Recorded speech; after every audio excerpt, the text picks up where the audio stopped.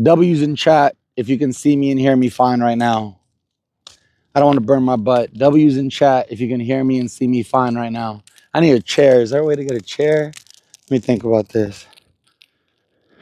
I promise you this isn't a script. I promise you this isn't bullshit. I promise you this is probably the most real stream. This is the most real stream I've ever done in my entire life, even on YouTube. This is the most real thing I'm ever going to do in my entire career right now. Before we get started, would you like me to sit behind the fire or in front of the fire? God damn. Would you like me to be behind the fire or in front of the fire? Front. I'm by myself, by the way, so bear with me. There's a reason I'm by myself.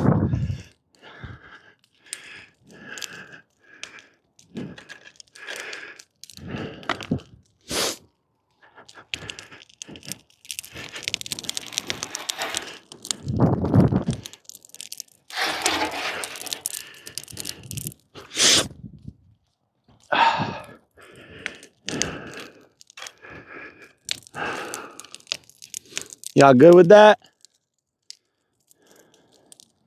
Y'all okay with that?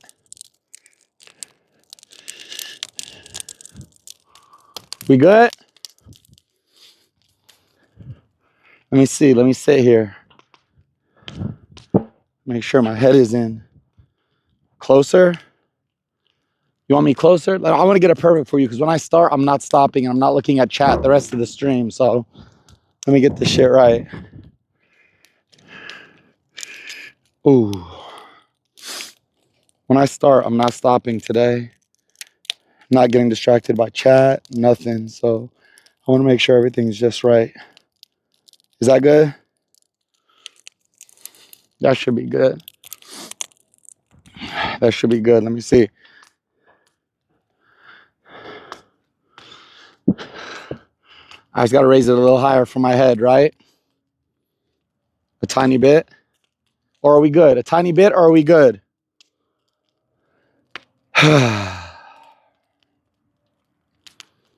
Prove it's not pre-recorded by saying something from chat. I just read your chat. Good, perfect. All right. Gonna jump right into it. No cleat. I swear to God, wallahi, on my mother, on my dad, on myself, on my religion, on everything. Everything that I say in this stream is gonna be 100% the truth. I'm not playing a character. I have no script. Even the things I'm going to talk about, I didn't write a script. I'm going to go from the heart. I know what I want to talk about, but I'm going to go from the heart. I'm not going to lie. I'm not going to play a character. I'm not going to script shit. Nothing's going to happen randomly that's going to make you guys go, oh my God, that's nothing. I'm going to tell you right now before the stream even starts, the whole stream will be me sitting right here talking to you.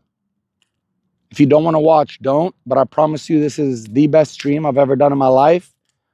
So whether you love me and you see the good in me and you want to hear the truth, or you hate me and you want to hear the truth, I encourage you to watch this stream. The other day, well, where do I want to start? I want to start at the end so I could get to the beginning. The other day, as you guys know, I've been streaming for like 4 months now. Shit picked up really fast as always. And by the grace of God, we ended up in Toronto with an invite from Aiden Ross and Sneeko.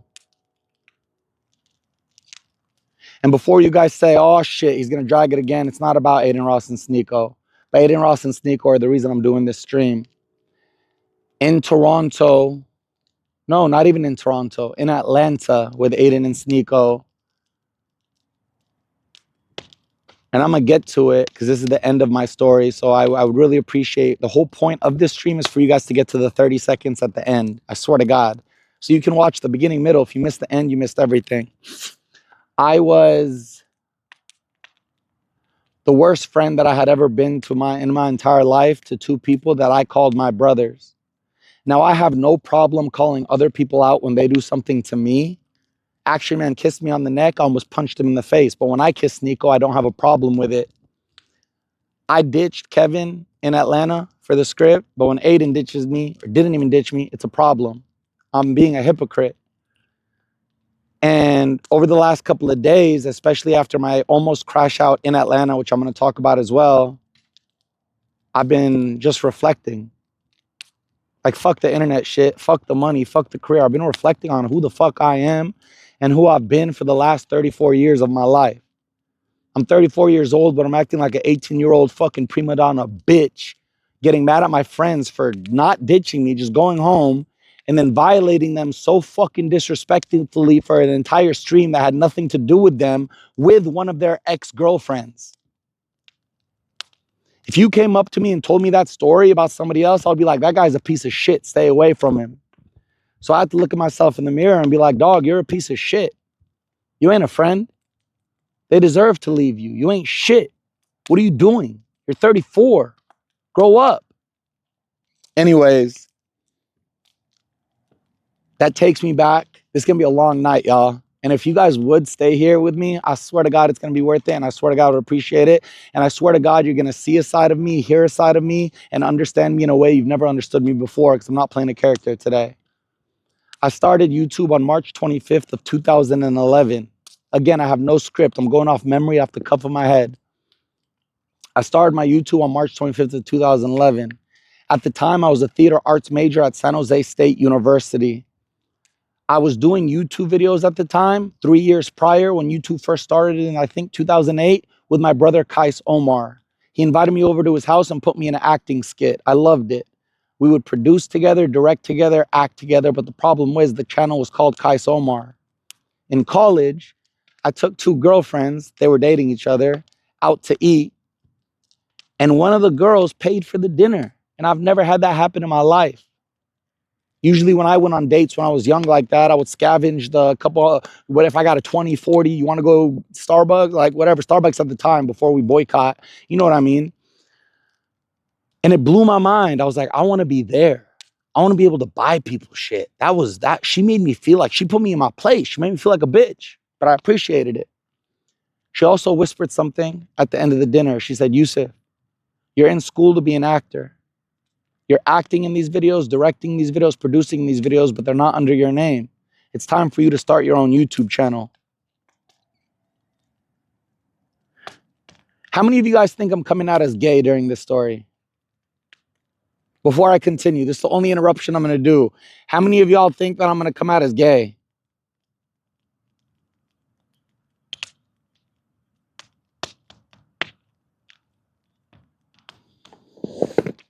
So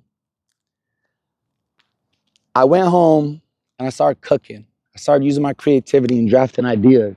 I went to my mom and I said, Mama, I need a camera and I need a laptop. I don't got the money right now, but I'll pay you back. She went and she got me a Best Buy credit card under her name. I bought a camera and a little Canon and a little MacBook. I went home. Didn't know how to edit, didn't know how to do nothing. I invited my cousin, a friend, and another friend to a pizza place in San Jose State. I sat them down. I had a whiteboard. They were like, what's going on? I was like, guys, I'm about to become a YouTuber, go viral, start my career. I'm going to take over the Middle Eastern market. I'm going to take over the Muslim market. I'm going to do shit nobody's ever done. They all looked at me like I was crazy. What the fuck? What are you talking about? Within that week, I filmed my first YouTube video. My first one was in my bedroom. My infamous lines. What's up, everybody? You don't know me. He doesn't know me. She doesn't know me. But trust me, one day you will know me. Today, a lot of people know me. My second video was dancing in an Apple store to Rebecca Black Friday. See, when I first started YouTube, I asked Timothy De La Ghetto, my inspiration, how do you make a viral video? His response was, you can't. The second he said that, my sole intention with every single video I created and produced was with the intent of it going viral. It's not possible, but if you aim for that, you're gonna get close. The Rebecca Black one as my second video on the channel, I think peaked at over 100,000 views, quick. I'm not sure if it's that same week, but one day I can't sleep. I have an idea. I hit up a friend in the morning. I'm not going to tell you the story about college. I ended up moving home. I got punched at a fraternity party. I got knocked out, moved back home with my parents, started Fousey tube, started losing weight.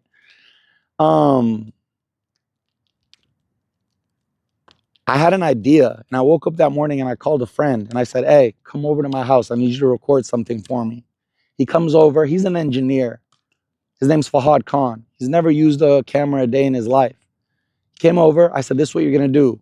You hold this button halfway to focus. You press this red button to record. Stand behind the camera. I got the rest. I went upstairs. By the way, for all of you saying, Z, fuck you. Don't be here. Trust me, it's worth it. If you don't want to be here, leave. Don't get me mad today. Please, just have that. Give me that. Meet me with that respect. Actually, fuck y'all. If you're gonna meet me with disrespect, I'll meet you with disrespect. Ow. I go upstairs. I go into my mom's closet. I put on her headscarf and I put on her clothes. I go downstairs. My friend looks at me like I'm fucking lunatic. He goes, "Are you gay, dog?" I go, "Trust me." Taught him how to record. I recorded every scene that my mom was supposed to play in every area of the house. No script. Just going off of improv. Dressed up as my dad, did every single scene my dad was supposed to do with no script, improv, looking at the eyesight exactly where my mom was supposed to be and I was supposed to be. Then dressed up as myself and did the same. Long story short, I knew I had a viral video on my hands and I don't know where it came from. That's what God does.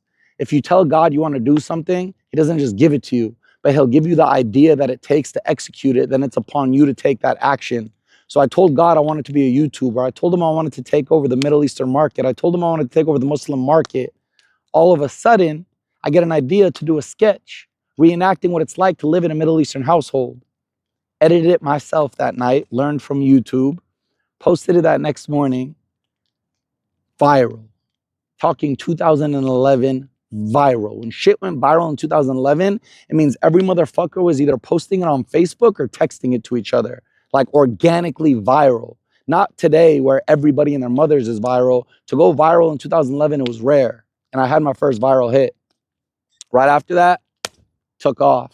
Almost every other day, I would release a Middle Eastern video. I wasn't even sitting on it. I wasn't even letting the clout build or the hype build. More. Went fast. Still in college. Driving to school. One day, I was still driving to school at the time. I'm almost at graduation. One day I'm on a Ustream. I was live streaming in 2012, I believe, on Ustream. And out loud, I said, I wish that I could be on a stage talking to y'all in person because I wanted to be a motivational speaker. I get an email that next morning and it said, we'd love for you to come to our campus to give a speech. Bet. They asked me, how much do you want to get paid? I had no manager. I said, pay for my flight and my hotel? They were like, sure. And they threw me a $500 honorarium on top of it. I go, I get there.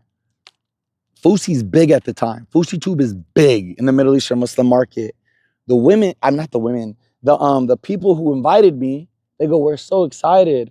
What are you gonna, we're so excited. We're so excited to laugh at your comedy tonight. I said, what do you mean comedy? I'm here for motivational speaking. They were like, you're the stand-up comic for the night. Bitch, what? I ran up to my hotel room. I wrote down 12 bullet points that I recollected from things of my childhood. I went in front of an audience of 300 that night, and I gave my first ever, stand-up comedic speech. Okay? Killed it. Posted that video on YouTube. Next thing I know, I'm getting booked here. I'm getting booked here. I'm getting booked here. I had sold out shows of over 1,200 people in Toronto, 3,000 people in Australia, Brisbane, Melbourne, everywhere around the world by myself, not getting paid, just asking them to pay for my flight and hotel and traveling the world. Killing it. Next thing you know, I graduate from college. I won the award at college for best actor of my department. As soon as I graduated college, I fulfilled a promise that I made to my mother. I told my mother, if I graduate college, you give me your blessings to move to Los Angeles. She said, yes, just graduate college first. Without telling her, I go home that night that I graduated. I go on Craigslist. I search up apartments in Los Angeles. I don't know what credit is. I don't know what rent is. I don't know what a lease is. Nothing. I'm a child, 21, 22. I find a place. I loved how it looked. First place I found. I called the landlord. Didn't know what I was doing. Hey, I live in Fremont, California. Uh-oh. Uh-oh. Let me set up a light right here. Hold on.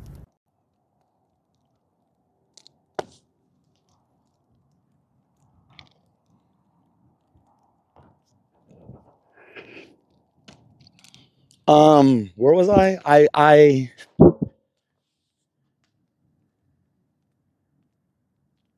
I hit him up and I said, yo, I want the spot in that's on Craigslist.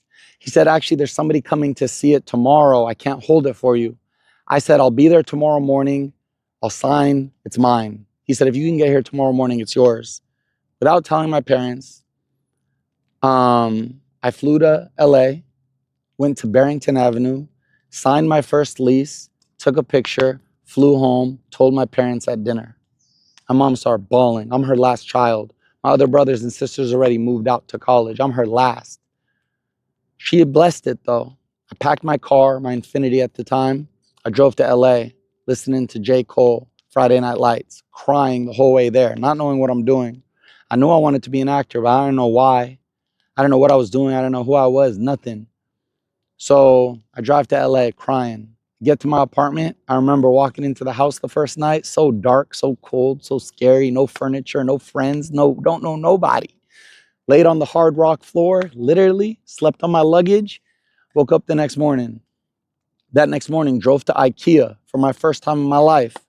Furnished my entire apartment with the money the little money I had been making on YouTube. Let me tell you a story about that in a second. I sleep on my ground. I've never told the stories I'm about to tell tonight, y'all, by the way. I really don't care for the people who are going to get tired and don't want to watch this. I'm here for the people who are watching right now, literally listening to every word that I'm saying because it's important to me, and I appreciate that. I sleep on the floor. I wake up. I go to IKEA. I furnish my apartment. It's furnished in 2 weeks. The 2 weeks that I spent waiting for my furniture, I didn't do shit in LA. I didn't know what to do. I didn't know nobody. I had no friends. Had no YouTube friends. I knew some people, Timothy Delgado. We weren't friends like that. I didn't know what to do. Before I get there, I want to say this. Before I moved to LA, I released a video called Shit Drake Says. It's when people used lyrics instead of their words to do a skit. That shit went so stupid fucking viral. VH1, MTV, Steph Curry, every celebrity, it fucking blew up, right? Probably made well over 100,000 or something on that video, right? But get this. I think when I got paid for it, I got $300. I was signed to an MCN at the time, and I didn't know, but the guy who was running the MCN was a crook who lived in his garage, and he was collecting all my YouTube AdSense, giving me dollars and collecting all of it.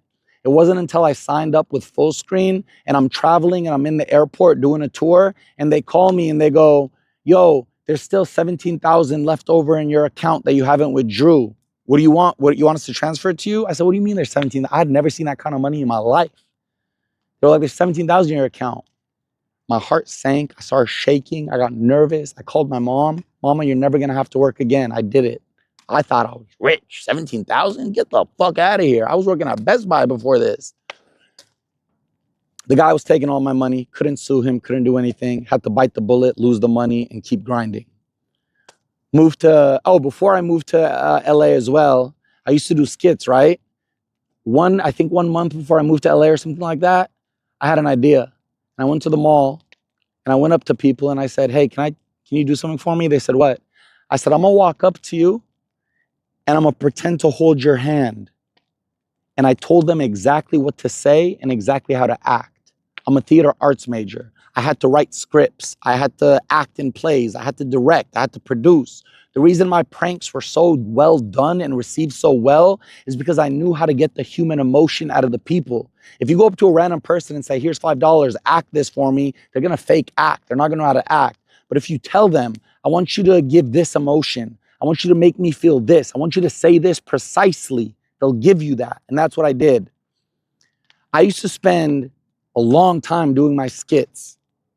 I spent 30 minutes doing this prank. I posted it, 1 million views like this. Interesting. Moved to LA.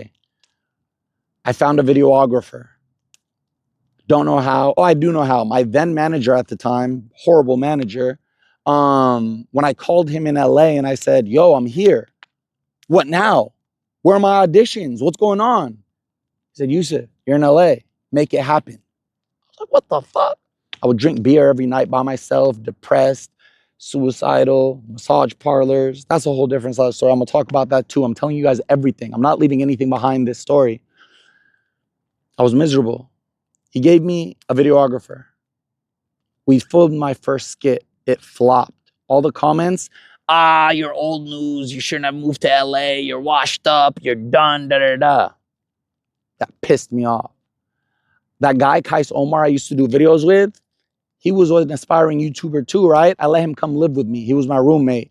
The entire time he lived with me, I would be on the phone with a girlfriend every day, long distance, getting in fights, jealous fights. Like, you know, when you're still toxic as a kid, fuck you, bitch. I saw you like that shit. Da-da-da, fuck you, da-da-da. 10 minutes later, I love you, baby. I don't want to leave you. Kais walked up to me after one of the calls, looked at me in the eyes, and he said, what the fuck are you doing? So what are you talking about? He said, you invited me here to grind. You have all these views and all these subscribers that I would kill for, and you're wasting your time getting into an argument with this girl, long distance? The next day, I'm in the gym, walking on the treadmill, and this girl walks by me with a yak wearing yoga pants, and I'm staring at her ass. As I'm staring at her ass, I notice all the guys on the Stairmaster are also staring at her ass. I got an idea. I drove to the mall, bought a pair of yoga pants, hit up my videographer, and said, we're going to Venice Beach. We go to Venice Beach, set up the camera.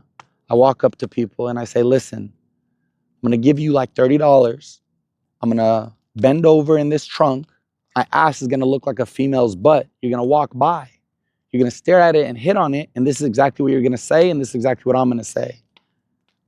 When I tell you viral, you have no idea. I'm talking hundreds of millions of views on YouTube alone. Granted, the Facebook re-uploads, this re-upload, fucking viral. Next thing you know, I go from the Middle Eastern Muslim market to mainstream America.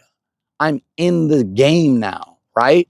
I don't remember how many subscribers I had at the time. I'm in the game. So I learned something now. I could do these skits and spend all this time and get people to tell me I fell off and hated me. Or I can go out for 30 minutes, use what I learned in school, do a prank that's not hurting anybody, entertain the people that are watching, make millions of dollars, thousands of dollars a video, and get millions of views. No brainer. So I went on a fucking bender. Prank after prank after prank. I was fucking hungry. There's one thing nobody can ever say, and is that I'm not hungry. I was obsessed. I ate, slept, breathed, shit, everything, YouTube. Spent days on end sending my videos to every publication, every person on my friends list, every fan page, every news blog, everything. Making sure every video went viral. Long story short, I'm in the fucking scene. Then I meet, I'm not going to say any names this story. Then I meet some YouTubers that are big in the scene. And I learn that their pranks are also fake. In my mind, I thought I was the only one, right? So we start doing shit together. We help each other with videos. I help them stage shit. They help me. All this shit, whatever. I take off. I'm one of the biggest YouTubers in the world at this point. With crazy, like I'm gaining millions of subscribers a month. I'm going from, my goal was 1 million. I went from 1 million to 2 million to 3 million to 4 million. Like it was going fast. I go to my first VidCon. I don't remember when this was in the story, but I go to my first VidCon. I meet Shay Carl, Jesse Wellens, all these people. And I'm with Fahad Khan, the same cameraman that held me down in the beginning. We're walking outside and I tell him, so this had to have been before because my videos already started going viral. I told him, next year when we come back here, I'm gonna have made my first $100,000. He looked at me, he goes, really? Yeah. I set my first manifestation goal. Anyways, I'm gonna skip parts of the story now. I'm in LA. I have millions of subscribers. I have friends, and I say this because social media friends, industry friends, I have friends. I'm drinking every night, drinking to my accomplishments. I'm also visiting massage parlors every night. When I was a child, my mom caught me playing with myself for the first time. And the first time I ever ejaculated, my mom caught me. She walked in on me. Instead of treating me like, it's okay, baby, you're a kid. This happens. Let me tell you why this happened. She shamed me, she guilted me, and she made me feel like I was like the devil. Never spoke about it again. Sent her an AOL email that next day. Sorry, the devil got in my head. She replied to me, you're right, the devil did get in your head. This is why you need to pray.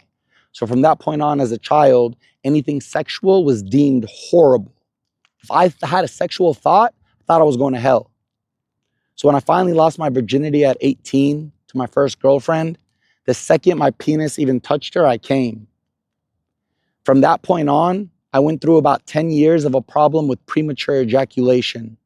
Because I had a trauma response from when my mom caught me, all I had to do was touch my penis to remind my brain what happened that day and I would ejaculate. So it limited me to not be able to have sexual relations. And the reason that was so bad, and this is a very important point to the end of the story, at the end, when I talk about Sneeko and Aiden.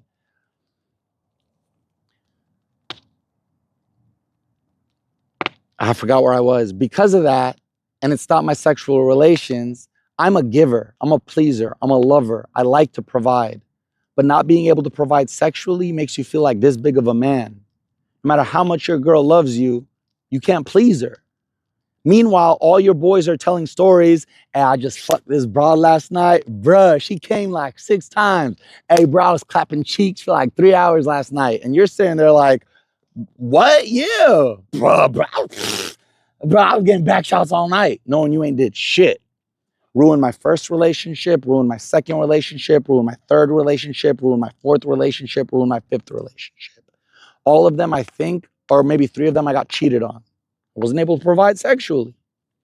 Because of that, and this is an important part of the story, it didn't matter if I had millions of YouTube views. It didn't matter if I had $1 million in the bank account. It didn't matter if millions of people loved me and told me I was the shit because I wasn't hated on at the time. Inside, mentally and spiritually, I'm a child. I'm a bitch. I'm a boy. I can't please women. I can't even make eye contact with a woman because I know if I hit on her, it's eventually going to lead to sex. I'm going to come too quick. She's going to leave me. I felt like a bitch. So no matter what I had on the outside, I was empty on the inside. So when I learned that you can go to a massage parlor to get a hand job, my thought process was, I'm going to go to a massage parlor, practice getting lasting longer, going out in my real world and performing. Go to my first massage parlor. She turns me over. I'm covered with the blanket. She slaps my dick. Huh? My eyes are still closed. Bing! She slaps my dick again. I open my eyes. She's smiling at me. I go, yeah. Here's the problem. The second she put lotion on me, or baby oil, she touched my penis. Guess what happened? I came. Here's the problem. This woman laughed at me hard. I sat there, shame, guilt, embarrassment. Like I felt like a fucking pebble. I wanted to go hide under a rock and never be seen again. I put on my clothes, gave her the $50, walked out, went to my car, sat there shaking, hoping nobody would see me. My first time ever. That started an unhealthy relationship and an addiction to massage parlors. And the reason I was addicted, a lot of people think, oh, you like to get happy endings. I was addicted, but because I didn't love myself, I wanted to repeatedly make myself feel like a bitch, inferior, not good enough, not lovable. So I would go back to the massage parlors every week to feel that same thing, to remind myself I'm not good enough. And that's real. Would go every week, whether I was sad, happy, mad, angry, whatever. I would go to a massage parlor. It was my escape. I couldn't last. The buildup was just them massaging me, getting close to my balls, and then finally touching me and finishing. But it was still a process. And every time it was the same cycle. The thing about addiction, you ruminate on the idea, you decide to do the idea, you put the idea into action, you do the idea, you feel shame, guilt, embarrassment, tell yourself you'll never do it again. Eventually, a day, 2 days, 3 days, 4 days, a month, a week, you're going to do it again. And that's why it's an addiction. Even when you tell yourself you don't want to do it, you still do it. So yeah, that's where I'm at in LA at the time. Addicted to massage parlors, drinking every night by myself, fat, very fat, millions of views, all this shit. I start meeting some friends when I go to YouTube events. I'm not gonna say any names. I start meeting some friends. I get invited to do a not P90X, Body Beast, total body transformation. I auditioned and they picked me. They're gonna train me for 90 days. They're gonna feed me. They're gonna tell me what to eat, what supplements to take, and train me for 90 days. Changed my life. They picked me. Started daily vlogging it. My daily vlog started hitting 1 million views in the hour. I would post a vlog at 5 a.m. By 6 a.m. I would have 1 million views. My vlogs would be exactly what I'm doing now, talking all day, talking in the car, talking in the house, talking in the gym, talking wherever I was talking. I yapped. My power is my voice, is my ability to connect to people. That's why I hope I'm connecting to somebody today, especially with all the serious topics I'm going to be talking about today. I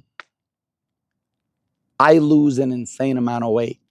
I get into the best shape of my life. You now woke up a fucking sleeping giant. I'm ripped. I'm shredded. My weight loss transformation video went fucking viral. There are people to this day, and you've seen it, come up to me and say, your weight loss video changed my life and it's got me into shape. Problem is, I look great on the outside, 6-pack, good looking, skinny, money, all this shit. But on the inside, don't forget, no matter what you have on the outside, it's never going to replace the holes on the inside. So no matter how good I looked on the outside, you open up the package, it's rotten on the inside. Hated myself. Moved to my second apartment, career took off. Moved to my third apartment, career took off. I'm just going to skip parts of the story. I'm going to skip all the way to the point where I'm living in 1600 Vine, next door to Logan Paul and Jake Paul. In the building, King Batch, Anwar, Lele Pons, Hannah Stocking, Rudy Mancuso, Twan, the biggest people on Vine, everything. Everybody was in that building. Logan and Jake hadn't even started YouTube at the time. Logan and Jake live next door. I live in a penthouse that cost me $16,500 a month, I believe, or it might have been $12,500 a month. Biggest penthouse. Justin Bieber lived in it the year before with John Shahidi from Shots, and I lived in it now. Here's the problem. I could have had a party every weekend to socialize and make friends. I could have got close to Logan, got close to Jake, got close here, close there, close there. Problem was, I didn't know how to get close to anybody because I didn't love myself. I was an addict. I isolated myself. So instead of collabing with people, I would do my videos, whatever, go home, lock myself in my apartment, done with my vlog for the day, drink, smoke, all of a sudden massage parlor. I remember one time George Janko came to my apartment, my penthouse. It's 9 o'clock at night. He goes, hey, me, Jake, and Logan, we're about to go out to eat. Come with us. I said, no, I have work tomorrow. He leaves. I wait 15 minutes. I go to the garage. I get in my car. I go to a massage parlor. Took over my life. Started missing meetings. I would have auditions. I wouldn't go. I would be driving to the audition, but the fear and sadness would get so bad on an autopilot, my hands would turn. I would end up driving to a massage parlor. Oh, my bad. My alarm didn't go off. My bad this, my bad that. So you see, I had talent. I have creativity, but I didn't have work ethic. I didn't have discipline. I didn't have love for myself. Talent without work is nothing. So it was all eventually going to fade. Skipping parts of the story. One day, Tyler Perry calls my agency and goes, I want to speak to Fousey. My agency calls me and goes, yo, Tyler Perry just called for you. We don't know if it's really him. We're going to give you his number. FaceTime him. I wake up that morning depressed as shit. FaceTime the number. Tyler Perry pops up on my phone. Hi, sir. He goes, hi. He goes, I was recently writing a script. I was really sad. I go to YouTube. I saw your pranks. They made me very happy, and I thank you for that. I go, thank you so much for telling me that, Mr. Perry. And instead of taking the moment to tell him that in 2011, when I started my career, look how the universe and God works. When I started my career, I called myself the Arab Tyler Perry because I did exactly what he does, dressed up as my mom, dad, sister, brother, everybody, reenacted what it was like. Not a black household, but a Middle Eastern household. I tell him, Tyler, can I be honest with you? He goes, yeah. I go, I'm depressed as shit. I've been depressed ever since I've got here. I don't have friends. I drink every night. I'm this, I'm that, I'm this, I'm that, I'm this, I'm that, right? We start creating a friendship. A week later, he calls me. He goes, Yusuf, I'm writing a script for Halloween. I'm thinking of having you in it. Are you down? It reminded me, oh shit, I moved to LA to be an actor. But now the YouTube money and the internet money is so good, I forgot. I sold out. I'm making $1,000 per video a day minimum. I'm making over $300,000 a month. I'm making pranks that take me 30 minutes and then having 95% of my month. I forgot about wanting to be an actor. God reminded me. I go, of course, Tyler. He goes, what role do you want? I go, give me the best supporting actor role you can. He goes, you got it. You're going to be the president of the fraternity. I call him 2 days later and I go, Tyler, I got an idea. He goes, what? I go, if you trust me, because this is before internet was internet. Internet was still taboo. Nobody believed in YouTube and all that shit. I said, Tyler, if you trust me, put other social media actors in this movie and watch what it does. He puts J.C. Kalen, Kean Lawley, Bradley Martin, what's his name? Jimmy Tatro, Alex Wasabi, everybody. Movie goes #1 in the box office for 2 or 4 weeks straight. I now walk my first Hollywood red carpet. When I started in 2011, there's a live stream of me saying, before I even had 100 followers, one day I'm going to walk my mom down the Hollywood red carpet. Even if you forget your dreams, if they still live inside you, God will remind you. Walk the red carpet. It was either that year or the year after, I got nominated for Show of the Year at the Streamy Awards, the VH1 Streamies. Here's the thing. 2 awards are fan voted. Creator of the Year and Show of the Year. All the other ones are picked by a group. Mine was fan voted. I'm going against the biggest YouTubers on the internet. Smosh, all those guys. The PG guys, the famous guys, all of them. The fuck? And then you have Fousey too? Bet, watch this. Hey, Dos of Fousey, bruh. We just got nominated for Show of the Year. This is what I'm going to do right now to show y'all the power of manifestation. When I win that award on VH1 live, wearing a black suit with this color tie, with this shoes, I'm going to look into the camera and say, this award is dedicated to the DOF bruh. Night of the award show, I'm there, dappered up. All my friends are there too. Don't know who's going to win. Lady goes up there, and the winner is Fousey too. I go up there, deliver the best speech of my life, best night of my life. At the end of it, I go, in the beginning of it, I go, this award is dedicated to the dean of my theater arts department who told me that being an actor, being a YouTuber was going to be the biggest mistake in my acting career. Look at me now, bitch. Career took off. Then started in another movie for YouTube called We Love You. Then started in a Netflix movie called Reality High. Then started in a YouTube Red show called Escaping the Zombies or something. And then I get an idea one day. I'm friends with a guy named Roman Atwood, another prankster.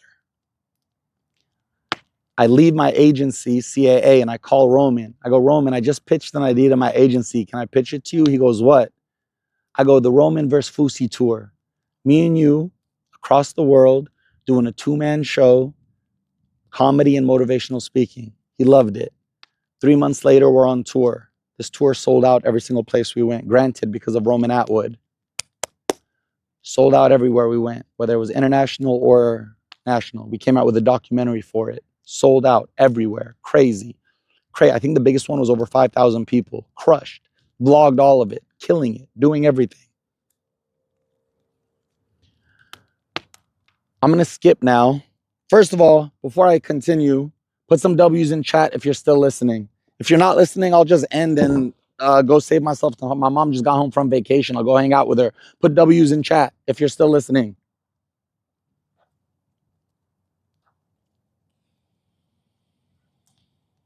You're listening.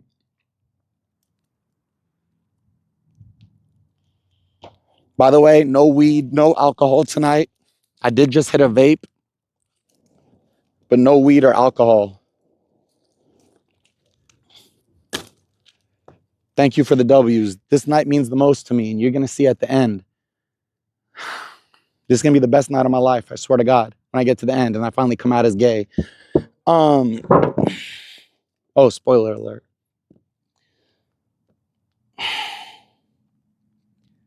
Finished the tour with Roman. All of a sudden, I'm just going to skip. I get into this horrific breakup. This breakup that fucking ruined my life. One of those. Like when you find out you've been getting cheated on the whole time, the second you leave the house, the other guy walks in the house.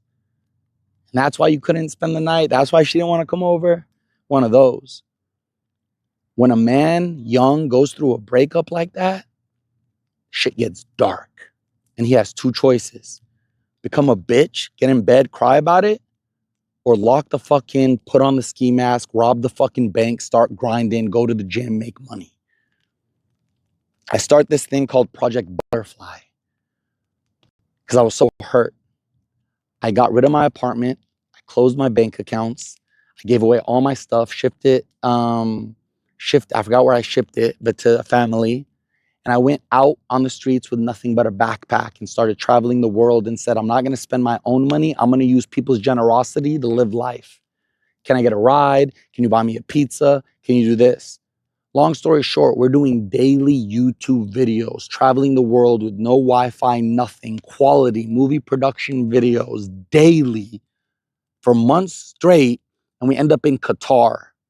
While I'm in Qatar, I get a text from my dog sitter. And she goes, Yusuf, your dog is not doing well. Something's going on. Ended Project Butterfly, got on a plane, flew home, got to my dog. Take him to the ER. He's not doing well. My first dog, his name is Dollar. He's right here. I'm like, what the fuck? Do whatever you need to do. Just make sure he doesn't pass. As much money as you need, do it. They do it. They put him back together. 3 days later, he gets sick again. What the fuck? I fly him home to New Jersey at my brother's house where my parents were. He's not better. Take him to the vet there. Guys, whatever you need to do, do it. Just don't let my dog die. I'm not gonna cry this video. I know a lot of people thought I was gonna cry today. I'm not gonna cry. They fix him. They give me back to him. The next morning, I wake up. My dad's screaming. I go, what? He goes, something's happening to Dollar. I go downstairs. Dollar's having a seizure. A tiny ass dog, like this small, having a seizure. I don't know what's going on. So I just pick him up. I get into my car. I drive to the vet immediately. I go into the vet. We go in, and they give me the talk, and I put my dog down. But I still had Muffin. That hurt me so deep, and just the breakup and everything, and didn't know what I was doing in my life. I'm sitting in my brother's pool. The sun's hitting me. I'm like, what am I doing in LA? It's not real life. I'm here with family. My mom is here. My brother is here. This and this. I look across the street. The house across the street is for sale. I go to my mom and dad and go, Mama and Baba, I want to buy you this house. I want it to be the first house I buy myself under my name, but I want you to live in it, and I want to live with you. They go, yes. I moved to New Jersey. I lived there for a year. I start streaming on Twitch. Kill it on Twitch in 2018. Fucking kill it. Here's where shit gets tricky. The beginning of the downfall of my career. First of all, actually, before we get to that, about 2 years before, I got tired of faking pranks and the entire internet faking pranks and piece of shit drama channels posting a video, speculated that this is a paid actor. He didn't actually stare at his butt and hit on him. This guy's a racist. Like stupid shit. I faked a prank and you think I'm a racist? Stupid shit. Anyways, I posted a YouTube video because I was fighting with all the drama channels. And I, with no consideration, didn't talk to anybody. Hey, internet. Yes, my pranks are fake. All of them are. They were for entertainment. Everybody else's are too. Sorry. What happened?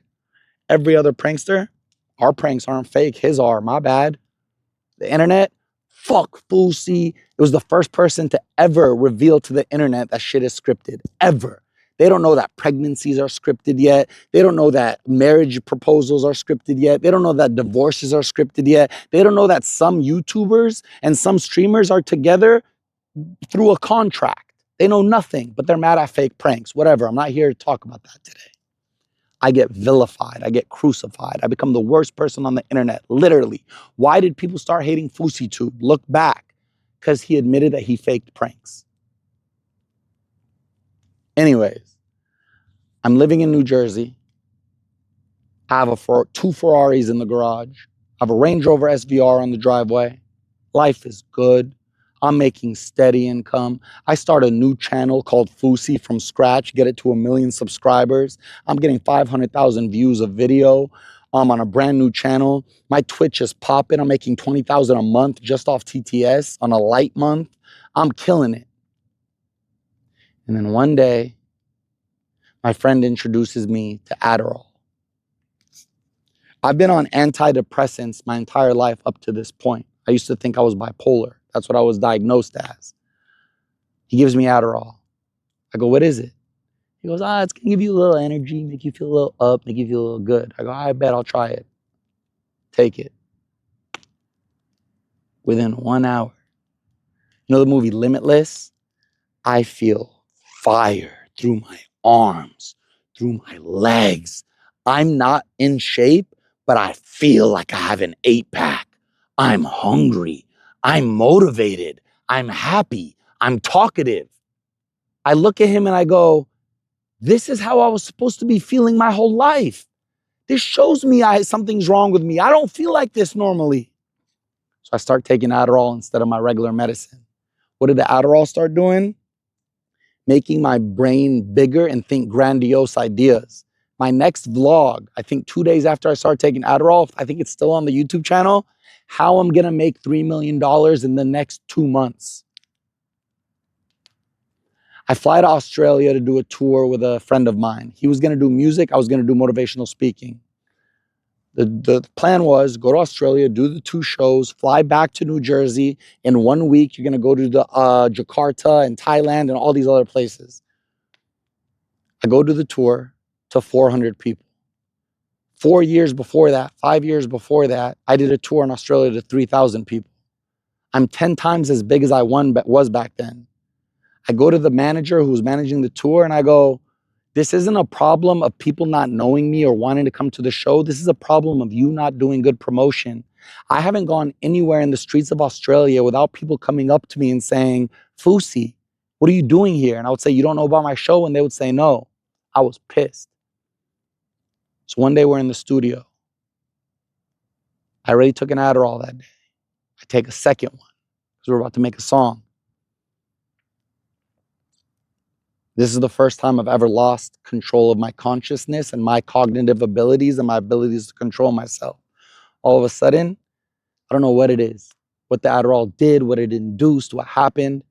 I no longer was running the show. I'm the body. I'm here. I'm not controlling what I say. I'm not controlling what I do. I'm not controlling what I think. I'm gone. I go to the board and I write 2 words, July 15th. I underline it. And I post the Instagram story of it. Cryptic as fuck.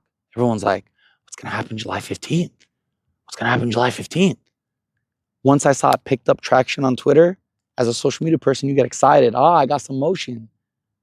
I got bigger on it, bigger on it. All of a sudden, I told the guys, listen, I'm flying to LA. I was supposed to fly to New Jersey. I'm flying to LA. I'm going to rent out a place by myself. I'm going to go to the streets. I'm going to hand sell tickets and show this piece of shit manager that I can sell out more than 400 people on my own. And I'm selling my own tickets. That's how small it was supposed to be. Everyone's like, bet, do that. I go, you know what? And let me make a song and perform it there. They're like, bet, do that. Hour passes and I'm like, you know what? Rice Gum is the king of diss tracks. I want people to stop hating. Why don't I come out with a diss track on the king of diss tracks, perform it at the end of the event, and say this diss track is the end of all diss tracks? Everyone's like, yeah, yes man, all around me at this point in my life. Everybody's a yes man. Fousey has an idea, no matter what it is, yes. They didn't care. They didn't check. They didn't take care of me, nothing. I go to LA, and what was supposed to be a small thing, in 1 week, I rented out the Greek Theater for $350,000 without the insurance yet. I pass out 5,500 tickets for free. I partner up with Ticketmaster and Live Nation. I use one of my industry friends, and he gets artists from all over the country to come perform. I told Ticketmaster and Live Nation I was coming out with the new Coachella, and it was going to be like the Royal Rumble of music. There was going to be a timer, 10, 9, 8. When it gets to 0, the hit song was going to come on. You find out what artist was there that night. When they're done, 10, 9, next artist, next artist, next artist. They said to Yusuf, if you do good on this one, we'll give you a $2 million advance on the next one. I'm manic. I'm hype. I'm hungry. I'm on Adderall. The internet hates me. Everyone's fighting me. Everyone's making videos about me. Everyone's cussing me out. And I have the energy. I'm gone. The day before the event, I hear Drake is in the city. I go outside of my car and I start screaming, Drake, Drake, I need you at my show, as a joke. We get to the first restaurant we were going to. We go in, we eat, celebrate. The event's tomorrow. We walk out. There's a paparazzi taking pictures of me. Hey, Fousey, tell us about your event. I'm telling him all about it. At the end of it, he stops recording and he goes, I know where Drake is tonight. I go, bitch, you're lying. Tell me right now. He tells me the club. We get in the Uber, skirt to the club. We get in line. We get to the door. Is Drake here tonight? I goes, fuck no. What are you talking about? Paparazzi calls us back, right? And he goes, hey, he's at Delilah. We go to Delilah. My friend gets out the car, goes to the front. They tell him it's a private event. Nobody's getting in tonight. I go to my friend and everybody in the car. I say, go home and meet me at the Airbnb. I got to do this alone. I'm standing outside of the club by myself. Don't know anybody. All of a sudden, behind the gate, a guy puts his head there and he goes, hey, psst, Fousey. I go over there. He goes, hey, my name is so-and-so. I was born in this city. I don't want to die in this city. Put me on your stage tomorrow. I just want him to get away from me. So I'm like, put your number in my phone. I'll text it to my manager. He does. He gives it back to me. He looks me in the eye. He goes, anything you need in life, I got you. I try getting into the club. I see Benjamin Kicks, walk up to him, tell him, hey, I'm about to do this shit tomorrow. About to have more eyes on me than the president. About to shut shit down. I'm seeing all these people. All of a sudden, 3 fans recognize me in the parking lot. So I go in the parking lot and they go, Fousey, we're about to go inside. I go, can I go in with you? They go, yeah. We're walking in. She goes in, he goes in. I'm going in. Security stops me. I go, I'm with them. He goes, that's cool. They can go in. You can't. I go, but I'm with them. He goes, okay. Kicks me out. I'm like, fuck. Next thing you know, I go to the front. The same guy who I gave my number to calls me back. And he goes, if you want to get in, go to the back. I'm like, bitch, I'm not going to the back. Like, I'm not getting in trouble for this shit. He goes, if you want to go in, go to the back. So I text Johnny OVO, where I got this tattoo from. It's a tattoo shop in Canada. Johnny OVO is OVO Ryan's brother, who's very close to Drake. I call Johnny and I go, Johnny, I'm outside of Drake's club right now. He's in there with his father. Is it wrong of me if I go inside and invite him to my event tomorrow unannounced, unsolicited?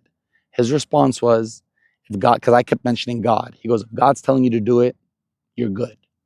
I go to the back. I'm by like 3 Rolls Royces, 4 SUVs.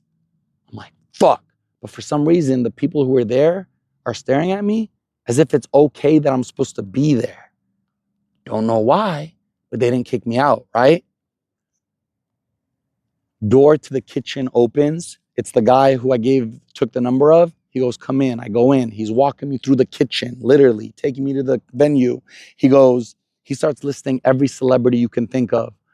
Boom, boom, boom. I'm talking DJ Khaled's team, Justin Bieber's team, Ludacris, like everybody. Everybody's in this party. And at the end, he goes, and Drake. At the end, he lets go of my arm. He puts his arm off me. I go, where's Drake? He goes, GPS. I go, what's GPS? He goes, God's positioning system. God will lead you. My manic ass heard God from this guy, and I believe that God's doing all this. Bet. I'm in the club. I'm standing there. I literally lose motion in my legs. I'm not controlling it. I don't care what anybody says about the story. I'm speaking my truth tonight. That entire night, every step I took with my feet was not done by me. That night, every word that came out of my mouth was not done by me. But I'm just letting it happen. I go up to DJ Khaled's team, introduce myself, tell them I'm about to do the biggest thing in the world tomorrow. I go to Ludacris. I go to Kenny Hamilton. I'm going to everybody. Not Kenny Hamilton, the Kenny Hamilton on Justin Bieber's team. Not the driver. Is that the driver? I don't know. Lewis Hamilton. Not him. At the end of the night, everybody's gone except one giant circle of guys listening to Drake songs and one couch of 10 of the baddest Instagram models I've ever seen in my life. Girls I used to stalk on the gram, just waiting to be taken home.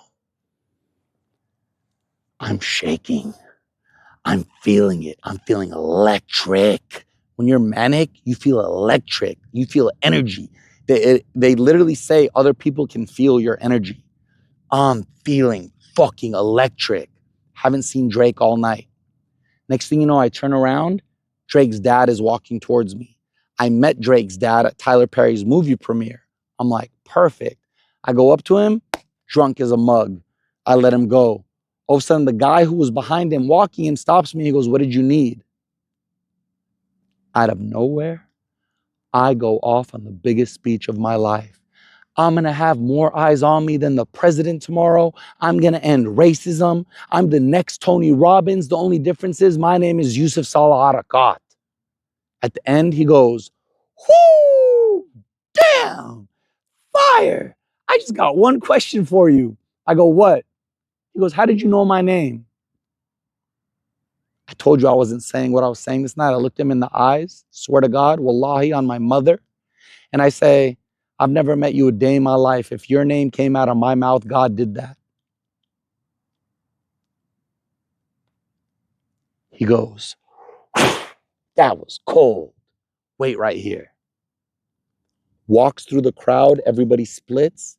For the first time in the night, I see Drake.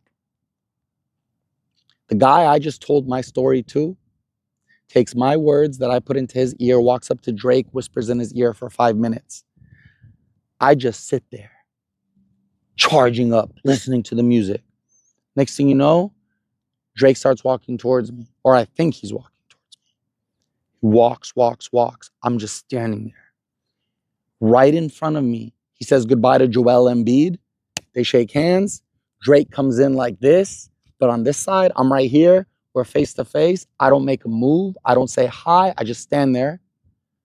Drake goes to the right, walks out. The guy who just told my story to Drake comes up to me. Put your number on my phone. We'll be there tomorrow. I saved his number under God's plan. I walk outside.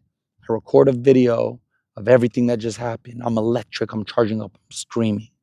I get in an Uber. I drive home. My girlfriend at the time opens the Uber door. I go, don't touch me. Something's inside me. There's energy around me. Gather all the guys, get them to come downstairs. I'm going to go upstairs and shower and meet everybody downstairs to have an important meeting. She's scared. She doesn't know what's going on. She goes, okay. She goes into the house. I go upstairs. I sit on the shower. I put my head back. My eyes roll back. The water hits me. It felt like there was like smoke coming out of me, like stuff coming out of me. I put a towel. I have this video, by the way. I have all this evidence. I put a towel over myself. I go downstairs naked with the towel. I sit down cross-legged and I tell everybody the story and I say, Drake's going to be there tomorrow. That next morning, I wake up. My team puts together a poster that says July 15th with Drake's face on it. I text it to the number that I saved under God's plan. It says red. Now, if Drake wasn't going to come and they were lying, he would have said, hey, bitch, we're going to send you a cease and desist. Hey, bitch, you can't promote Drake's face. Hey, bitch, it just says red. So I text them again. So excited you guys are coming. Red. Oh my God, God is amazing. Red. I'm hype. I tweeted out. Internet breaks. Everybody was ready going to this event. But now, everybody, from FaZe Rug to fucking everybody was at this event. My team is there setting up all day. My dumbass decided I need to stay home and recharge and get ready. I'll be there. Pack my bags, pack my Adderall, pack my clothes, packed everything, start driving to the venue. As I'm driving to the venue, my girlfriend calls me crying. I go, what's wrong? She goes, baby, somebody just called in a bomb threat. The event is canceled.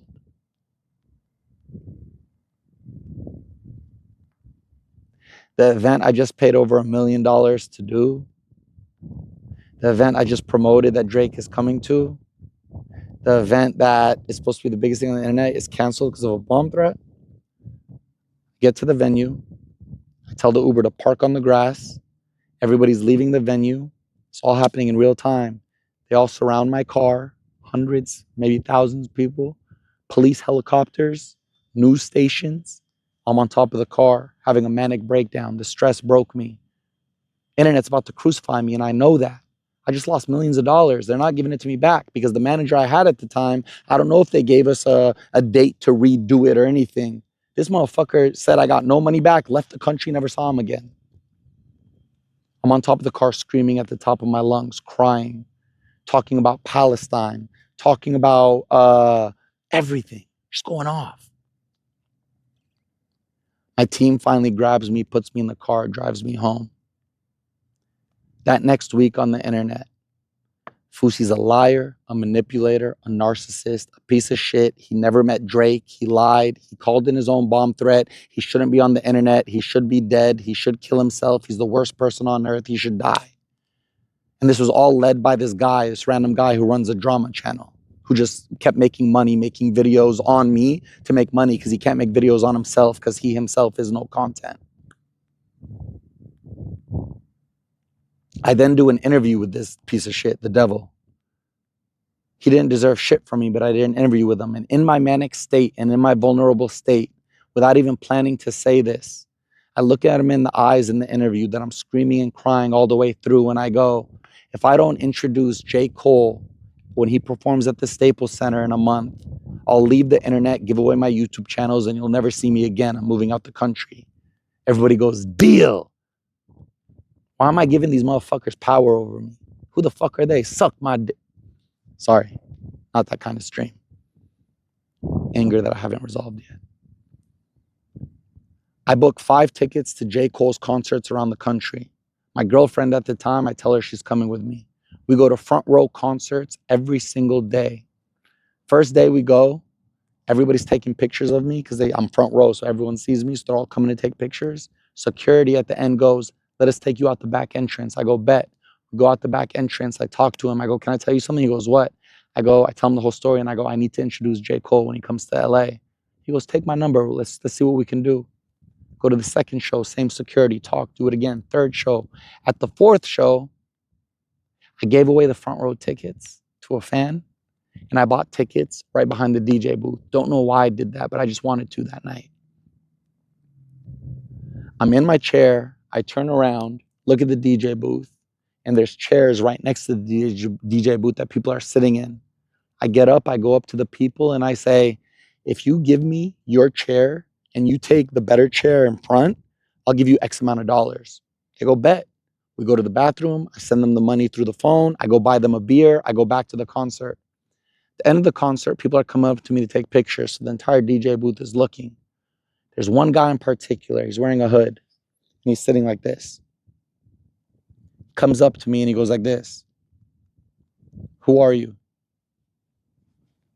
Don't know who this guy is, but I tell him the whole story. I just did this. I just stuck into Drake's club. I did this. I did this. I need to introduce J. Cole. Da da da. He goes like this.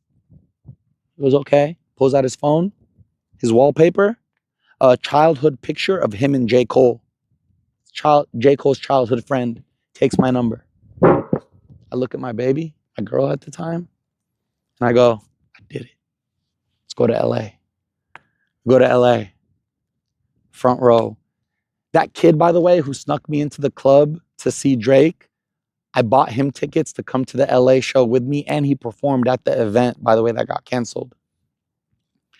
We go to LA. I'm wearing the exact shirt I said I was going to wear, the exact shoes, the exact pants, everything. I go front row. I'm so excited. Looking for the security. Tonight's the night. He's not there. There's another security. I go up to him and I go, hey, my dog, where's so-and-so? He goes, he's not here tonight. He had to go to another city. I'm here. I go, but we had something planned. I'm going to be on stage introducing J. Cole. He was going to help me with it. He goes, listen, he goes, I don't know who you are, what you're doing. Nobody's stepping on that stage tonight. My heart sank. I go, I sit in the chair. The entire concert I watched sitting down. I knew my life was over. I go home. I post a YouTube video and I take accountability. Hey guys, I tried and it didn't work. What did the internet do? Fuck you, leave the country, die, give away your channels, fuck you. You guys don't understand how much unjustified hate I've gotten throughout my career. And they've never met me a day in my life. Never met this version of me right here. I call the manager I did the Australia tour with and I go, hey, since I never did the second leg of the tour, I need the money that I invested back. Because I just lost millions of dollars. What am I going to do? I go, I need the money I invested back. We get into an argument over the phone. What does this motherfucker do? Calls my YouTube friend and he twists the story. Hey, Fousey's about to expose and do this and this and this. He wants his money back. He says this. What does this kid do? This YouTuber? He posts a 5-part series on why Fousey is the worst person on earth, and every single thing he said in the video is a lie. Fousey gave his girl Stockholm syndrome. Fousey's this, Fousey's that, Fousey's this, Fousey's that.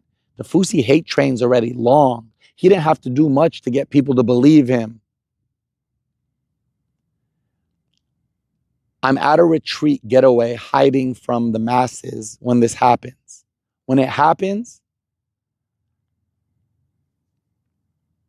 the anxiety attack I experienced, I have never had in my entire life. That same day, I told that girl who I was with, my girl, I'm booking a flight to Bali, I'm leaving.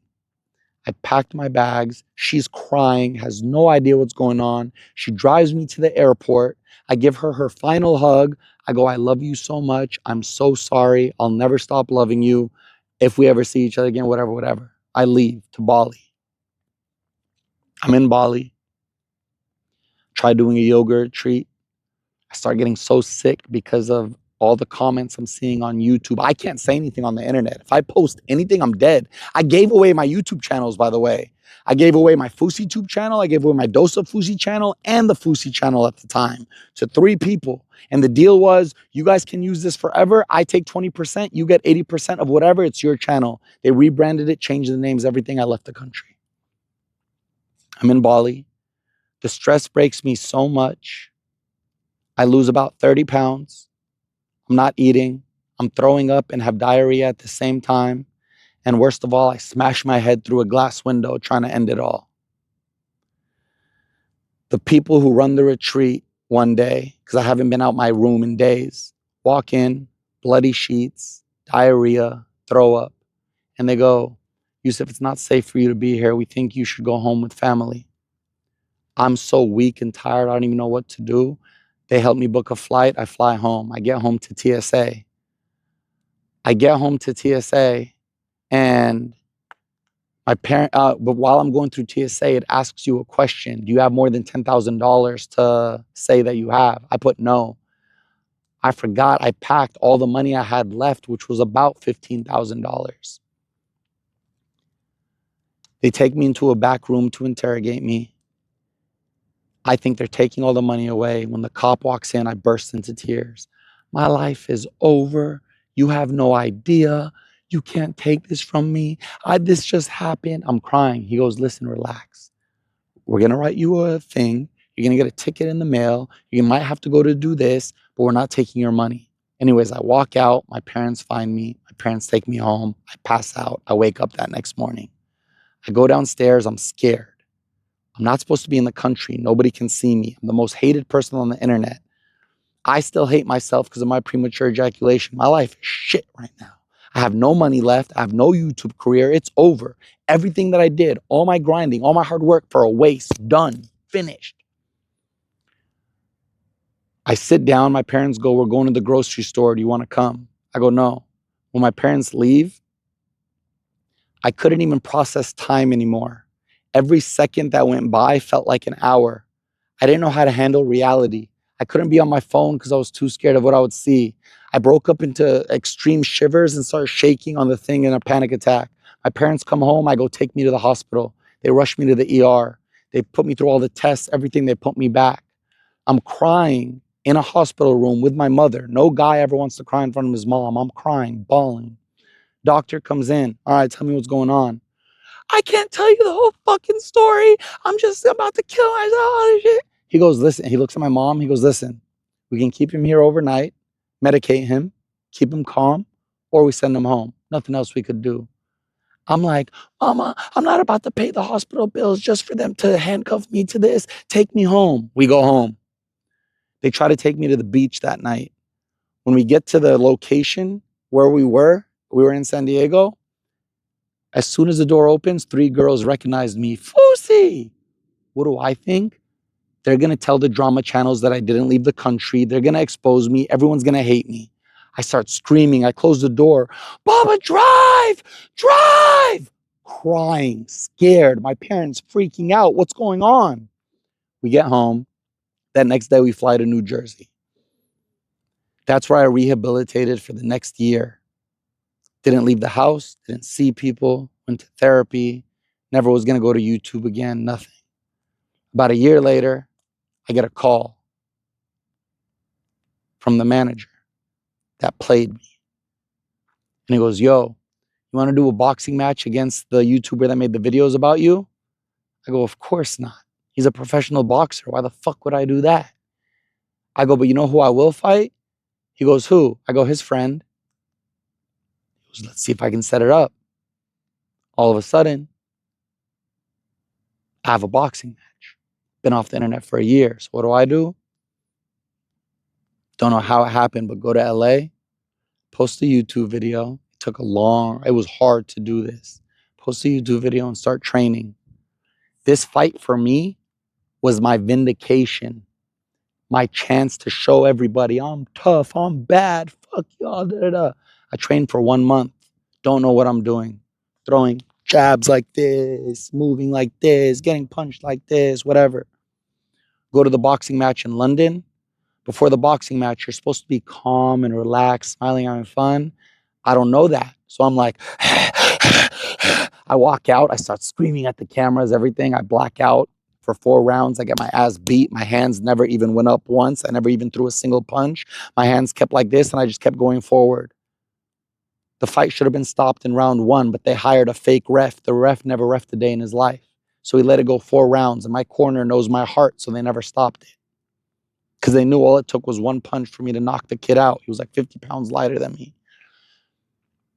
Fight finishes, nose broken. My dad takes me to the hospital that night. My dad yells at my boxing coaches, why the fuck didn't you train my son? And if you knew he didn't know how to box, why the fuck would you let him box? They take me to the hospital. They go, this break is so bad, we can't repair it here. Fly home and then repair it. I had to fly home with a broken nose. That's bad. I get home, I go to the nose doctor. He tells me it's the worst break he's ever seen. It took 2 surgeries to fix. After that, I don't want to give up. So I come up with a new idea, YouTube Cribs. I hit up Logan Paul. Hey, Logan, I just came up with a new idea. Remember MTV Cribs? I want to come to your house and show everybody what you did with your YouTube money and give a tour of your house. He goes, I love that, brother. Come through. Come through, film it, da-da-da. Viral. Viral. Do the next YouTuber, next YouTuber, next YouTuber. Problem is, my whole career I was by myself. No manager, no more agency, no crew, no nothing. Me and 1 cameraman. This show, YouTube Cribs, had a production like Neon's bitch-ass production that he's doing right now that sucks ass. If I had that for YouTube Cribs, could have been on Netflix that next year. But I was by myself, so it was short-lived and we stopped.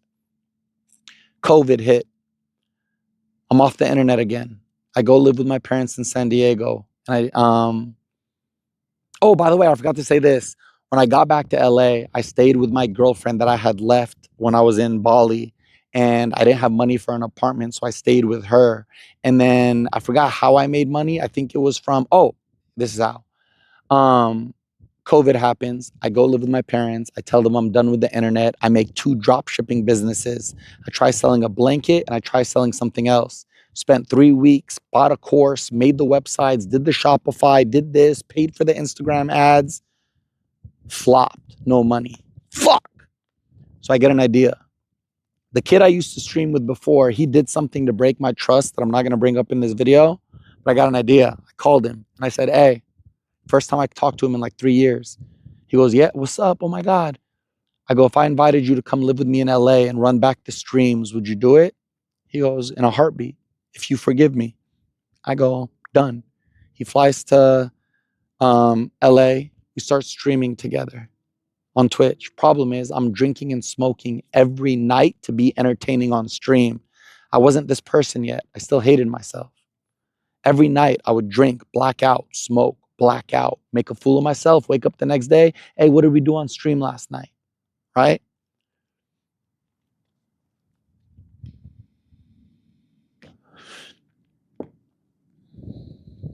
End of that year, I decided to stop doing Twitch, stop living with him, and go get a new apartment. Something in my heart just told me to do that. We were getting in a lot of fights. It wasn't working out.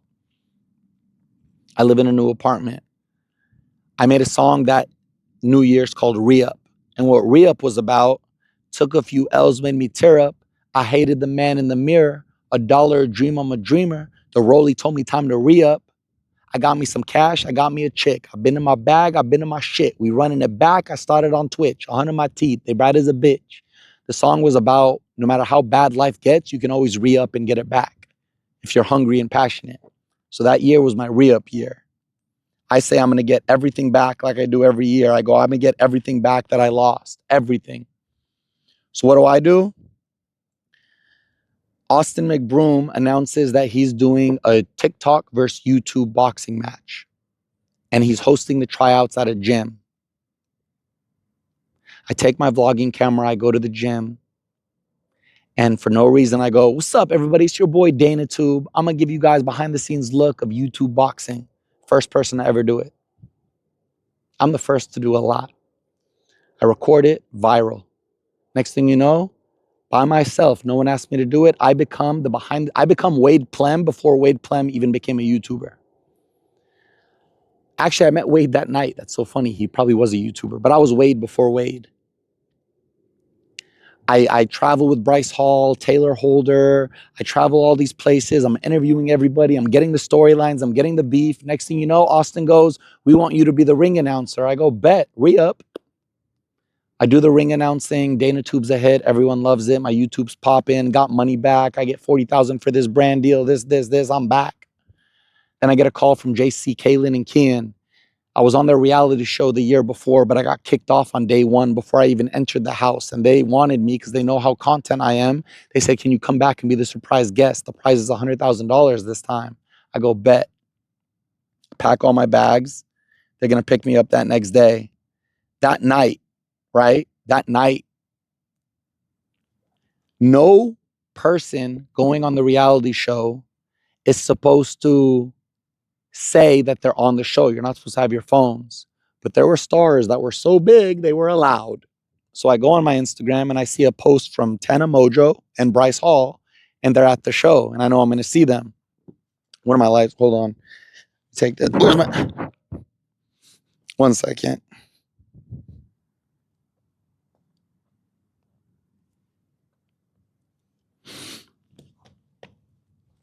Oh my God, I hate doing shit by myself, man. 1 second. Let me find my... Fuck, I was at the good part of the story too. The problem with Tana Mojo and Bryce Hall being there, I used to party with them. I used to drink a lot that year. I was drinking every night. That was the year I said I had my whole phase, and every night I was fucking a different girl on Hinge. Every night, drunk. My problem was fixed, by the way. That's a whole different story.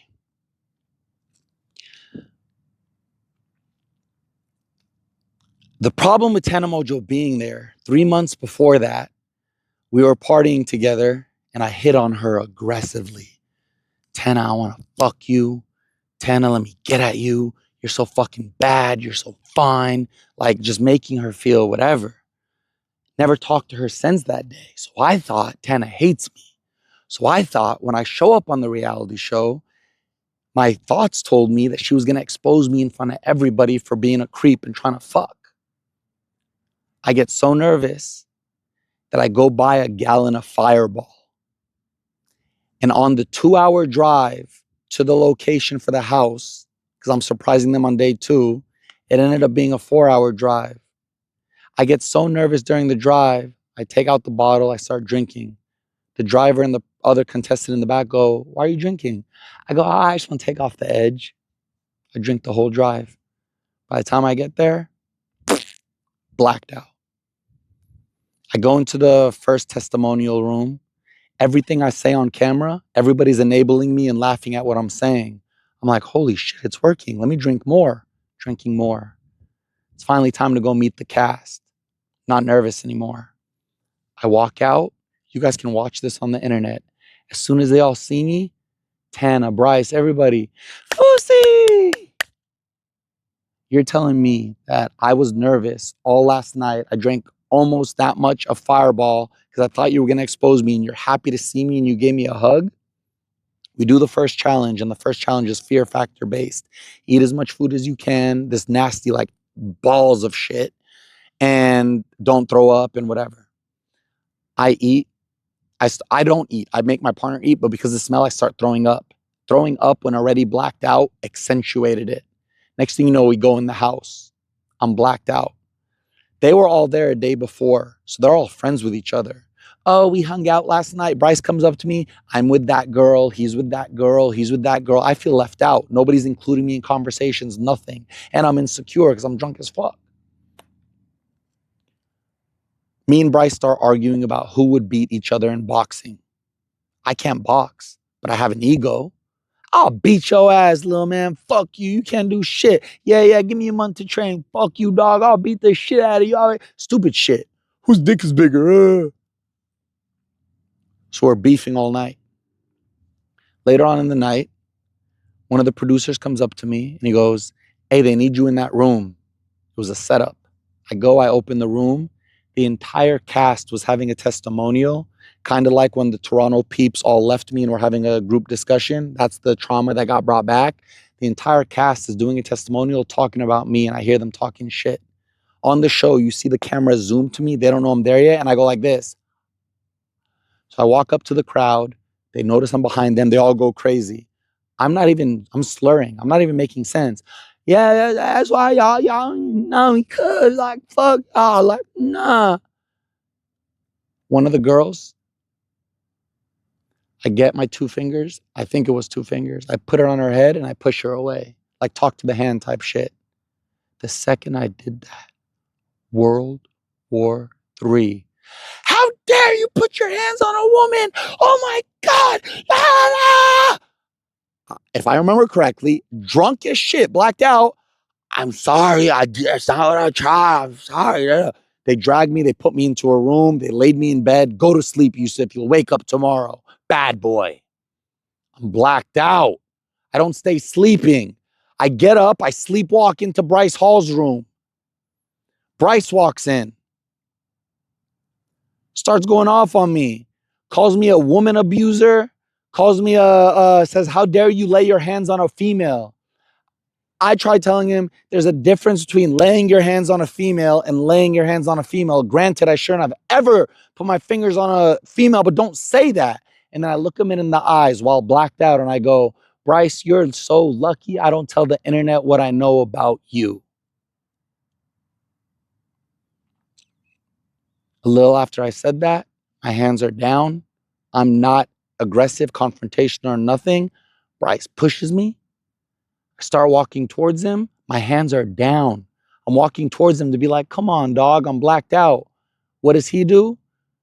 uses the Captain Save-A-Ho moment, puts the cape on, dink, straight right here. I'm blacked out. All you have to do is pinch a blacked out person and they get knocked out. So don't think you did something there, Bryce. I love you though.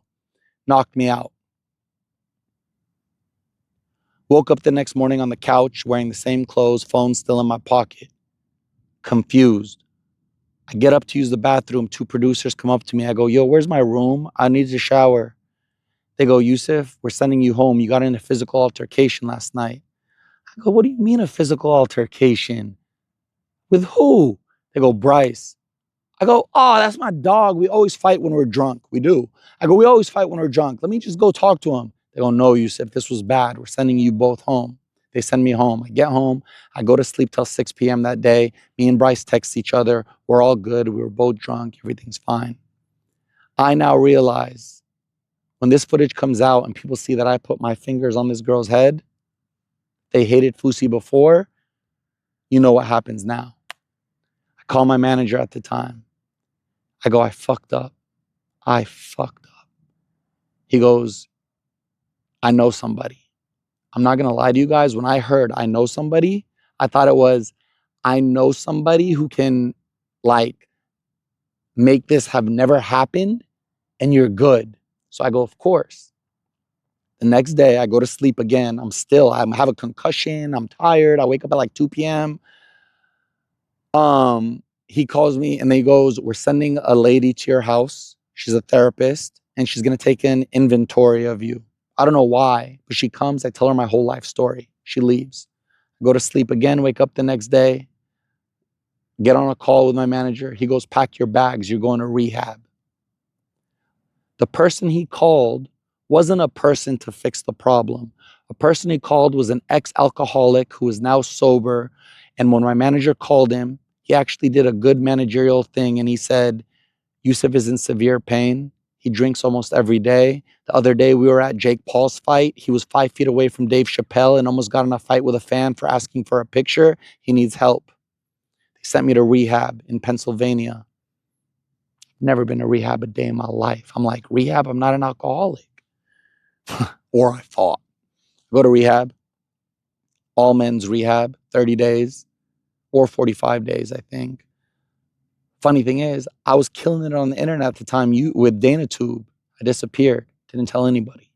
Disappeared.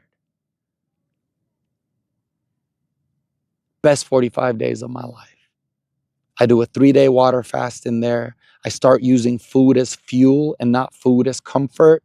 I work out every day. I shoot basketball hoops. I took walks. I did push-ups. I did affirmations. I read books. I learned about alcoholism. I learned about addiction. The day I was leaving rehab, I go up to my therapist and I go, I just realized something because the footage is still going to come out a month after I leave rehab. I go up to my therapist and I go, I just realized something. She goes, what? I go, if I forgive myself for what I did and I love myself internally, then even if everybody around me is holding up torches and they're about to burn me, I won't feel the flames because I'm good with myself. She goes, exactly. I leave rehab. I go to Philadelphia where my sister lives because I'm in Pennsylvania. I go to Philadelphia. I rehabilitate with my sister for a month. I get on a health kick. I start running. I buy a Nike watch, Apple Watch. I go to Nike Run Club, so run a mile, then 2 miles, then 3 miles, then start dieting, then start intermittent fasting, then start water fasting, then go crazy, get into the best from that was about, let's say, November-ish, around there, until all the way until mid next year. I'm in the best shape of my life. I'm running 13 miles a day. My abs have abs. Was I having sex? It's not even about that. I'm doing great. I'm healthy. I'm motivated. I'm inspired. I'm back to motivating people. People are seeing a change in me. People love me. The footage comes out. I apologize for it. I move on. Didn't even affect me because people saw that I already changed for real. Here's the problem.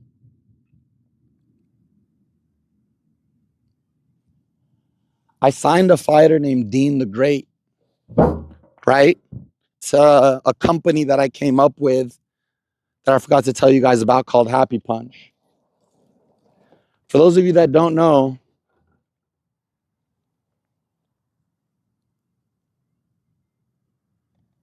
My charger's not charging.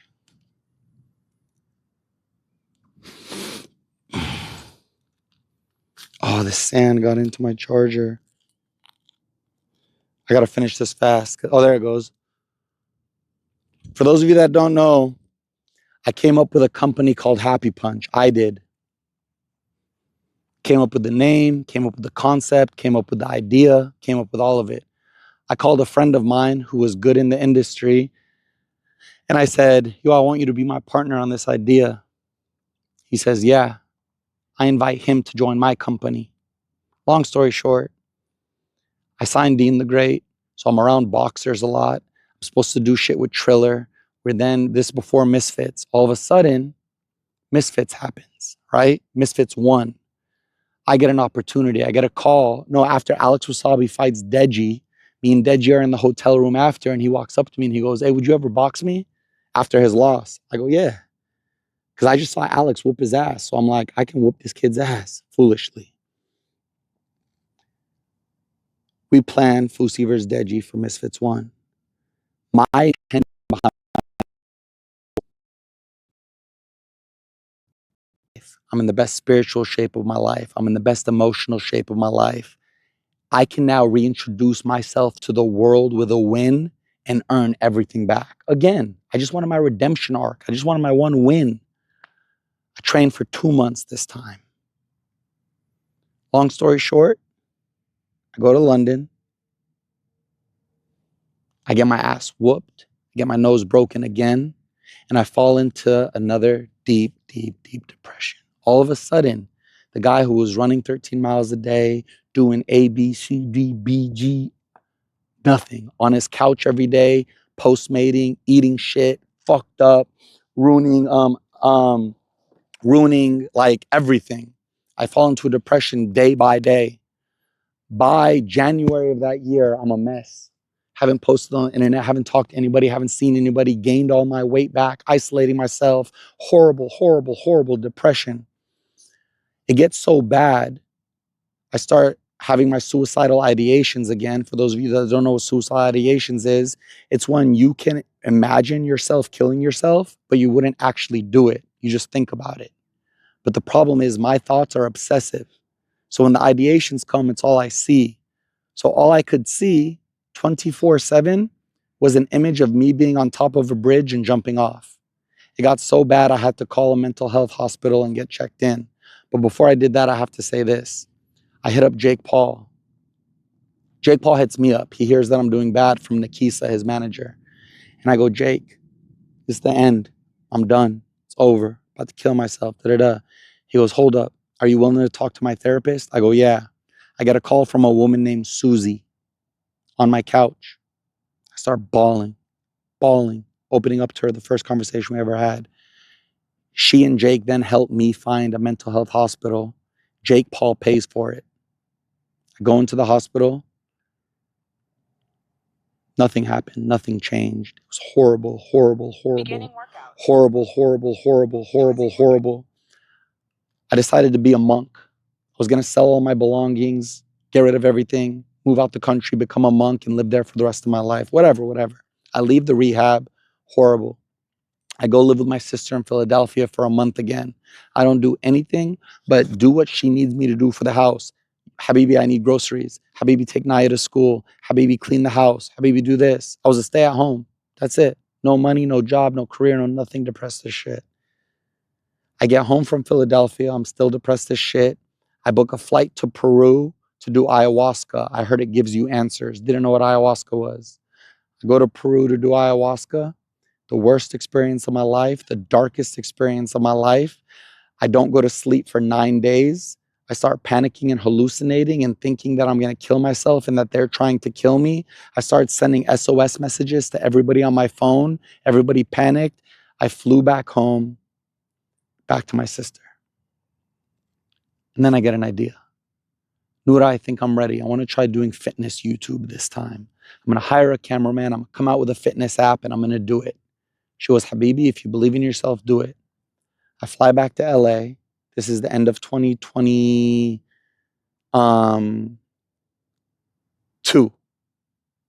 I think, no, end of 2023. Well, listen. So I go and I move to LA, back to LA. I come out with a fitness app. I was tracking my journey on Instagram, but at that same time, I went live on Twitch just to do a desktop so I wasn't alone at night. Very shy, very timid. Hi guys, maybe 200 viewers. All of a sudden, I do the Twitch again, and one day there's a guy by the name of Vivid Alchemy in my chat. His name is Nadeem.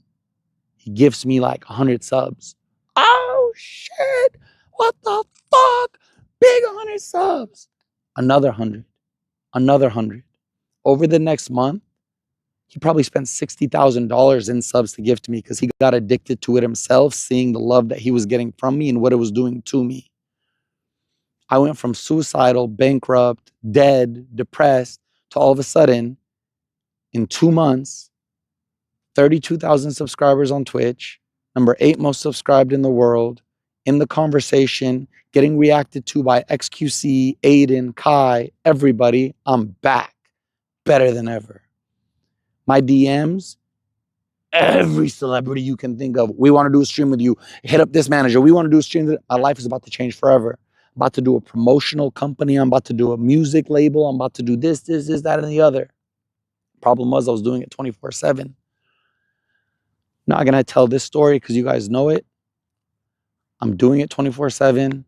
I go to Miami. I don't sleep for 2 days. The adrenaline got too high. I have a manic episode. I have a crash out. I get thrown into a psych ward. I get thrown into rehab for 86 days. After I got everything back, Kick was offering me a multi-million-dollar a year deal, and I get sent to a rehab. Had to sit there for 86 days talking to Nadeem, now he became my manager, every day on the phone, telling me, yeah, so Neon's copying you. He's doing exactly what you did. He's doing collabs with Sneeko. Yeah, he's popping right now. Yeah, man, like they're doing IRLs. Neon ended up getting the deal that I was supposed to get by doing what I did that he copied. That's why I hate the kid. I leave rehab. The first day I leave rehab, my team hits up Aiden's team. Yusuf wants to stream with Aiden. Aiden goes, of course. Bad idea. I haven't even walked out of rehab yet. I haven't even processed the 86 days with people who are so sick, talking to me every day about how they want to kill themselves and hate themselves and have childhood trauma and got raped as children and this, that, and the other. It gets you sick. I do the stream with Aiden. Anybody who really knows me knows how bad I was that stream, how much it wasn't me pretending to be G7 with the big ass beard. The second I walked out of Aiden's warehouse, I fell into my depression. I get home to my parents, I'm in a depression. I tell Nadeem I can't go back to streaming. We spend 2 months, 3 months trying to rehabilitate myself, gym, just go to a vacation, let's do this. We flew to Puerto Rico to see Jake Paul. He tried helping me. Steve Will Do It flew me out to Las Vegas, gave me $50,000 of his gambling winnings and an AP watch. Nothing's helping. Nothing. January comes. Hit up Eddie prematurely because I was scared to lose the deal. And I said, I'm ready. And I go live. Worst first stream back ever. Quilly as fuck. It was a desktop. Boring. And then I go in and out with Brad. I streamed for maybe a week or two. The most depressing, worst streams anybody has ever seen in their life. I text Eddie and I go, Eddie, I can't do it. I'm sorry. Be patient. If I ever do come back, I'll be back, but I can't do it right now. I get off the internet again this year. I do brain scans. I do ketamine infusions. I do DMT. I do mushrooms. I change medications 3 times. I go to the gym. I pray 5 times a day. I go to Mecca to do Umrah, and I'm still depressed. One day, I do shrooms with my cousin. And after the trip, for an hour, I felt euphoria. And I called Nadeem, who I've talked to every day this year, depressed. And I go, I'm back. My depression's gone. I'm here. I'm him. I called Dean. I'm back. I'm back. 1 hour later, faded. But I felt out of the depression for that hour. And that let me know there is a other side to this pain. One day, after my DMT trip that I drove 9 hours to Vegas to do, got all the answers that I needed. I'm shopping in the mall for something for my mom. I call Nadeem and I go, I'm going to go live tonight. He goes, what? I go, I'm going to go live. He goes, are you sure? I go, yeah. He goes, what are you going to do? I go, I'm just going to sit on the desktop. I'm tired of being by myself every day. I just need to talk to somebody. I don't care if there's 200 people there. I tell my Discord I'm going live. I go live that night 4 months ago. 41,000 live viewers, non-botted, instantly. Trending on Twitter, everywhere. This, that. I start going, I'm back. I'm going to go to Vegas this weekend. I'm going to do this. Wake up the next morning, looked at myself in the mirror and said, dog, do you not learn? You said you were done with the internet. You were done with your ego. You get one taste of clout and all of a sudden you go back and you're going to do the same thing you've done for the last 13 years and fuck up your life again. Are you dumb? So I call Nadeem and I tell him, yo, I'm not doing it. Not doing it. I'm going to continue to do desktops. I don't care if we have 200 viewers. I'm going to do it till I get comfortable. He goes, go for it. I start doing desktops. Literally 1,000 viewers, 2,000 viewers, low. But I'm building a loyal community. One day, I go, you guys want to go outside the house? They go, yeah. I go do an IRL. I didn't talk for 3 months this year. And all of a sudden in the IRL, I'm talking to strangers. I'm having fun. The comments are going up. The views are going up. I was at 18,000 views my first IRL. I'm like, holy shit. Slowly but surely, the ball started turning and it gets me to where we are right now. Now, the point of all this.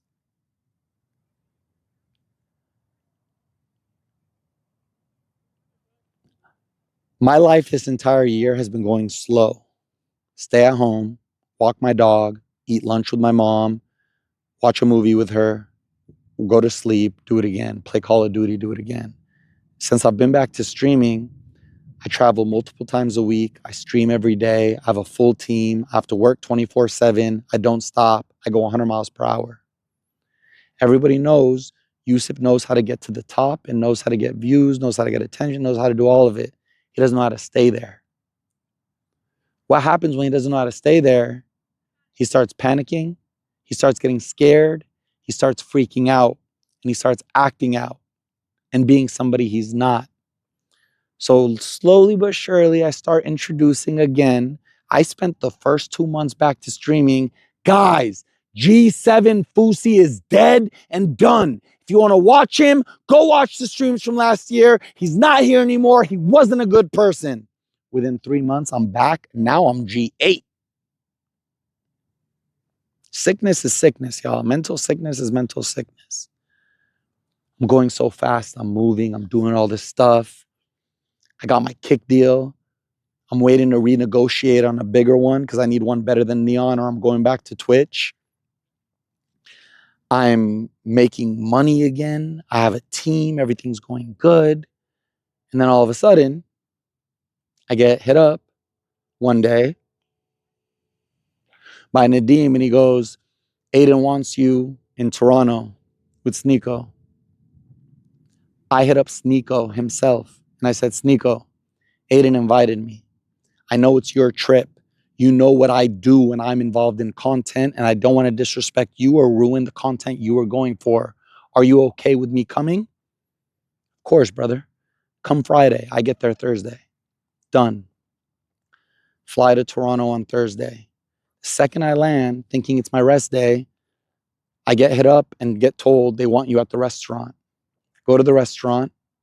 First time seeing Aiden in a year since the crash out and me leaving rehab and going to his stream. I'm now back on Aiden Ross's stream with Sneeko. G8 Fousey is back. My energy is back. What do? Turn on the character. you know, having fun, whatever. Killed it the first day. Kept it calm, respected Aiden's stream, didn't do too much. I didn't stream. Second day, I took over, showed people what I do. Went off, one of the best streams ever. Had so much fun with Sneeko and Aiden. Loved it. So much so, Sneeko texted me that night to tell me how good I did and to tell me tomorrow to bring more energy. Bet, dog, you want more? I got you. Eddie probably loves me right now. The last day, I decide to extend my extra day. I don't intend to see Aiden and Sneeko, and I start my stream by saying I'm not seeing Aiden and Sneeko today. Later on that day, and I have text to prove it, I get invited to go see who? Aiden and Sneeko again. I go right there. They don't tell me anything else. They're not even the ones who texted me. Nadim's texting somebody on their team. I get there. We're driving to the first location. First of all, there's a girl there. I didn't know any girls were going to be there. They had a girl with them. That's important in the story. I go there. There's a girl there. I'm in my car. I'm streaming. I find a way to do a good bit. I had got out the car, went to Aiden's window, knocked, went back, lost my weed pen. And then I was like, oh, I'm going to go back and now blame Aiden. So I go back, blame Aiden, yell at the car, start shaking the car, everything. Sneeko rolls down the window, gives me the look, and he goes, stop. I always respect Sneeko when he tells me to do something. That's my brother. I go back in my car. I sit there. I go, okay, I'll be calm. I go to their car when we park. They turn their stream off. I turn my stream off. They go, Yusuf, are you okay? Are you going manic? Are you good? I go, guys, I was acting. You guys don't know that? Come on. I'm acting. I'm good. You know that. You said you wanted more energy. They go, oh, we're just making sure. We care about you. We love you. Da, da, da. We start walking into Dave & Buster's. I go up to Aiden and I go, hey, should I try to mess with Sneeko and get at that girl? Yeah, do it. I'll wingman you. Bet. Before I do that, I go up to Sneeko off camera, telling you guys the truth about this internet shit. Hey, Sneeko, is it cool if I go up to her and hit on her? I won't be weird or anything, but I'm just going to be trying to rizz her up, whatever. Yeah, do that. I go up to her, try to rizz her up, do all that, whatever. We go to eat. I don't want to sit at the table and eat. Convy's there. I go, Big K, let's go play some games. We go play games. I leave Sneeko, Aiden, and the girl alone for 45 minutes to an hour and play video games with Convy on my stream. He beats me. The loser, when I lost, I had to go give Aiden Ross a kiss on the cheek. Convy had to go give Sneeko a massage for losing one of the games. So we get back. I sit down. Oh, no. We get back. Plot twist. There's another girl at the table. Nobody told me who this girl is. Nobody told me another girl was coming. I don't know who she's there for. So I get there and I go, new addition. What I'm actually saying is a new girl to get content from. Can I sit next to you? Start crawling under the table. They go, no, we'll move. They move. I go sit there. I look at Convy. I go, let's do it. I lean in to kiss Aiden. I kiss Aiden. He goes to give Sneeko the massage. That's where shit went bad. That's where everything went bad. Aiden and Sneeko get up. They leave with the girl and they go do their thing. Me and Convy sit there. While me and Convy are talking, Convy asks me on stream, what'd you think about the girls? I go, yeah, they're beautiful, but they're average, nothing. I'm not like, oh, I wanted to fuck her. Da, da. I was using her for content. I don't know who she was. I don't know she was there for Big Aiden. So we go back, we start doing a meet and greet, we take pictures with everybody. I see the girl again. So I go up to her and I have a conversation with her. That's when she called me weird and said I'm a 12 out of 10. Still don't know she's there for Aiden. All of a sudden, we leave the Dave & Buster's. We drive to a location. I think we're all hanging out. We get to the location. As soon as we get there, I get out the car. Aiden, Sneeko, the two girls, Convy, are all talking in a circle there. And I'm here by myself and I peep it.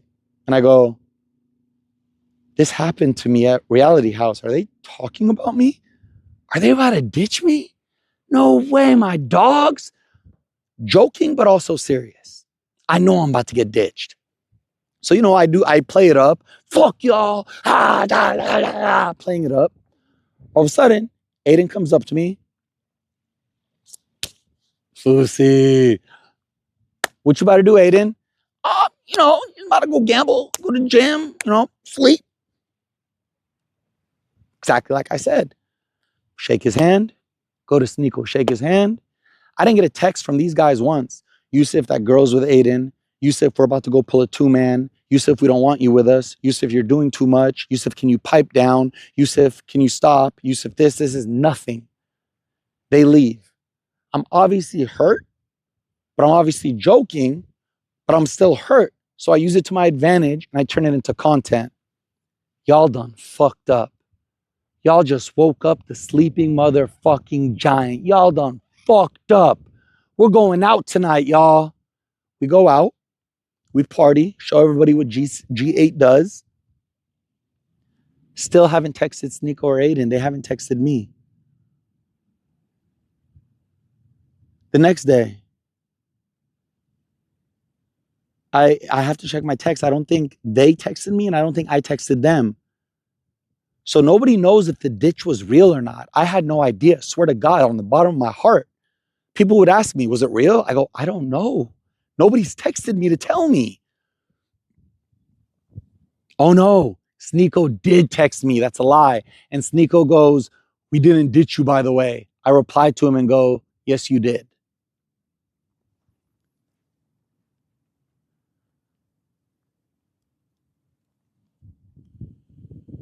When I go to the AR Loyals community that night, I find everything out. The girl, Nicolette, she was there for Aiden. Aiden was trying to riz. I cock-blocked. I ruined the 2-man. I didn't know. I'm 34 years old. These are fucking children, dog. Tell me you want her and I won't even look at her. In my real life, I don't even look at the girls of my guys. My respect is OD. I text Aiden and I go, Aiden, I just went into your community and I saw what I did. I didn't know that that was your girl. I would never have disrespected you. I apologize so fucking much. Please forgive me. Also, if I was too much tonight, I'm sorry. This is just the first time that I actually feel like I'm back in a year and it feels so good and I'm about to kill it. Text me back something like, all good, brother. Love you. You weren't too much. You were all good. Toronto's done. Still haven't talked to Sneeko or Aiden. I'm then going to Atlanta for DreamHack. I want to point this out. 2 weeks before DreamHack, 2 weeks before Toronto, I was in a gym in San Diego and I asked Demi to collab. I didn't collab with Demi to spite Aiden. I didn't collab with Demi to hate on Aiden. I didn't collab with Demi to do any of that. When I find out that she's going to be in DreamHack, whatever. So I just want to say that. Atlanta happens. My team has an intervention the day before Atlanta. Yusuf, we don't think you're doing well. You might want to consider going to a place just for a little bit, just so we can sustain it this time. How fucking dare y'all? How dare y'all? Y'all know how hard I worked on myself. You know this is a character. You know how hard I'm trying. And now you're going to blame me for what, doing content in Toronto? Wake up that next morning. Don't go on my flight. Book my own flight. Fly to Atlanta. Book my own Airbnb. Don't tell a goddamn soul. I get an idea. I'm going to stage this house and I'm going to go live and I'm going to scare the fuck out of my team. And at the end of it, I'm going to be like, look, bitches, I'm fine. What ended up happening? I stage it by myself. I start the stream. You remember how I told you in my life, sometimes I lose consciousness? All of a sudden, what I planned to do went out the window and it became something completely different. I start crying. I start this. I start that. I call Nadeem. I find out he wants this. I call Fousey. She wants my address. Cop shows up. All this shit. We have a wellness check. That next morning, I wake up refreshed. I talk to Fousey and Nadeem. Everybody now came to me. They're in Atlanta too, because we're all supposed to go to Atlanta for the fight club. And they go, Yusuf, here's the deal. We think you're doing great. You're in charge of everything. You're doing great. We love you and everything, but you're playing with fire. You're going a little too much, and sometimes we don't know what's real and what's not, and we're scared. Your mom calls us every day saying, is it happening again? Is it happening again? And we're worried. We're going to let you do this. But if you do it, if at any point Susie says you're not good and you have to be committed, you're committed. I said, deal. I go live that day. I hang out with Demi. I use it as an opportunity. I'm not going to be embarrassed about what happened yesterday, but I'm going to use that as a moment to kill Fousey and be Yusuf and show everybody the real me. I have an amazing stream with Demi. Fucking amazing. My Discord, when I got out of it, that was the best stream he's ever done. Finally, we get the real Yusuf. Oh my God, no more character. Oh my, I'm happy. Text Demi that night. Yo, we killed it. Good shit. Da da da da da da da. You down for tomorrow? Da da da. She's down. All we were gonna do was go to the gym, go shopping, and then go to the event.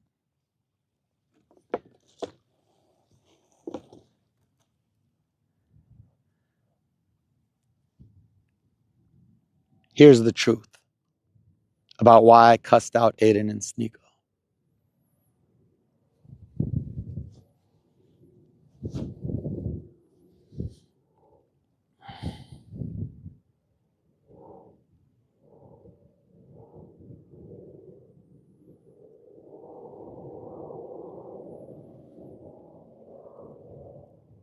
My whole life, I've always felt inferior to other men because of my premature ejaculation issue. But now that's fixed. So I've learned how to love myself and care for myself and everything.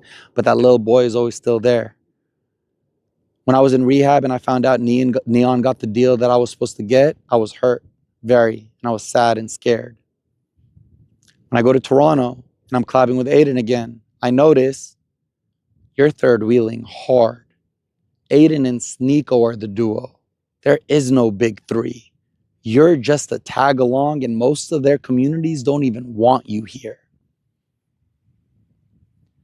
And then we ended up having the falling out. They both end their friendships with me. And now they're like best friends, and Sneeko's a part of that family. Convy doesn't hit me up anymore, nothing. Like, we don't, nobody, everything. When I sparked up that day, I was jealous. I was jealous that Sneeko and Aiden had a relationship that I wanted. I wanted to be with them. I wanted to be one of them. I wanted to be a part of the big three. I wanted to use my content ideas. I wanted to be creative. And the fact that I ruined it on my own, nobody ruined it but me. I ruined it. I didn't have to do that. I start cussing them out for no reason, but try to dismiss it as a joke. Disrespectful shit. Foul shit. Shit you would never say if somebody was your boy. I was jealous. I was hurt. Very. And I deflected and took it out on them. Aiden texts me during that stream. And he goes, this is the last time I'm going to tell you. Don't ever say my name again. I give him a thumbs up. He replies and he goes, Yusuf, I care so much about you. I didn't ditch you that night. I'm sorry if that's what you thought. I care about you. I replied and I said, understood. I got it. We'll just do me. If you guys want to stop being my friends, I get it.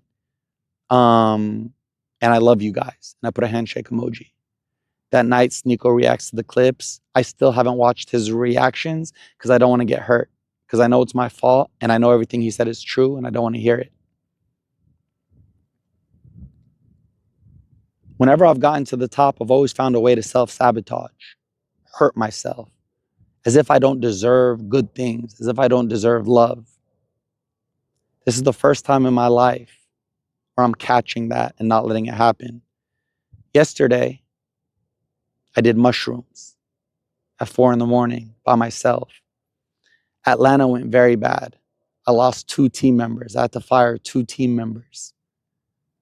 The girl I was talking to that you don't even know about, I kept her a secret, found out she was playing me. She was talking to somebody behind my back. Came home hurt, so I did mushrooms.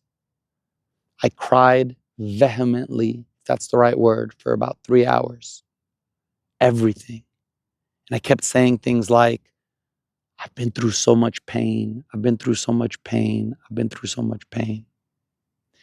And then my heart chakra opened and I'm like, God has put you through everything. He has put you to bring you to this awakening. And now you're going to use this to your advantage. And you're going to do what the fuck you say you are and what you do. And you're going to go on stream tomorrow and you're going to tell everybody the truth. And you're going to apologize to them. And you're going to stop being a motherfucking character. You're going to stop doing this bullshit. And you're going to finally be 34 years old and show people who the fuck you are for once. Stop lying. Stop hiding. Stop pretending. And I used to justify it to Fousey. Fousey, they're not hating on Yusuf. They're hating on the character I'm playing. They don't know Yusuf. But I'm not happy with that anymore. I'm not happy with 95% of the people on the internet thinking I'm a psycho lunatic, but people in my real life knowing the real person that I am. So I'm doing this stream today to finally put an end to all of it. I started my career in 2011. It is now 2024. Fousey, Tube, turned into Fousey. And many years I've been dabbling about killing Fousey and starting Yusuf, and every time I do it, I don't do it. From this point forward, not only for the stream, but my everyday walking life, I plan to show everybody who I am. I plan to walk with morals, principles, values, and be who I say that I am. I'm a piece of shit to fans when they come up to me, and I make them feel bad to take pictures with me. I yell at my employees when they do bad. I make people feel scared of me. I think I'm better than others. I don't think about others' feelings or emotions. I'm selfish. I'm a bad person.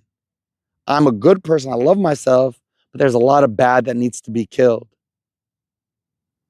And I brought you guys here today to do just that. Let me see if I can get this fire started real quick so I could do the finale for y'all.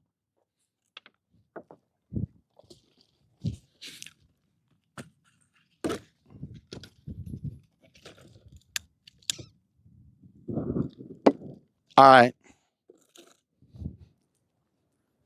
Here's the finale, y'all. Here's the fucking finale.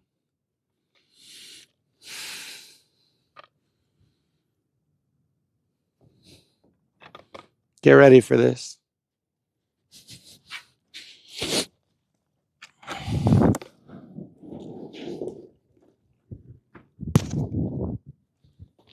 Where'd I put my phone? Lost my Samsung. Fuck. Here we go. Let me just see what it looks like with this angle. I put a lot of time into this. This isn't a joke. This isn't a script. This is dead serious. And I just want to do it live to show everybody how serious I am. I put a lot of time into this. The first thing we're burning.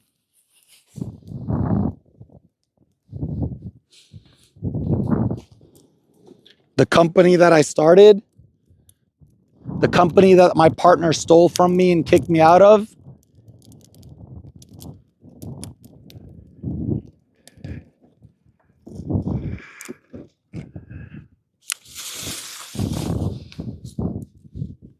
Actually, one isn't enough. The company that I started, the company that my verbal abuser and the person who made me want to kill myself stole from me.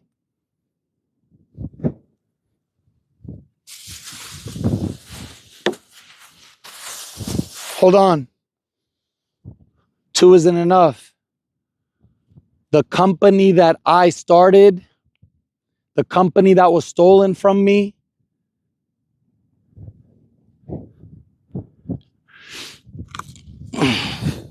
not done. Here we go. Welcome to the finale, y'all. Here we go. Here we go.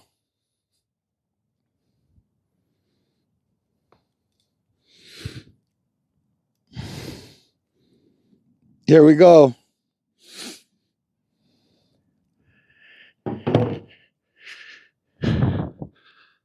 Where is...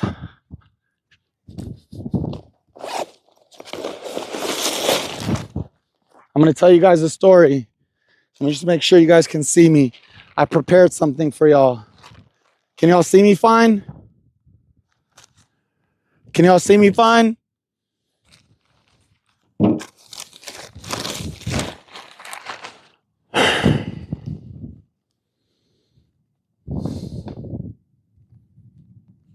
I took a lot of time preparing this, so I hope y'all like it.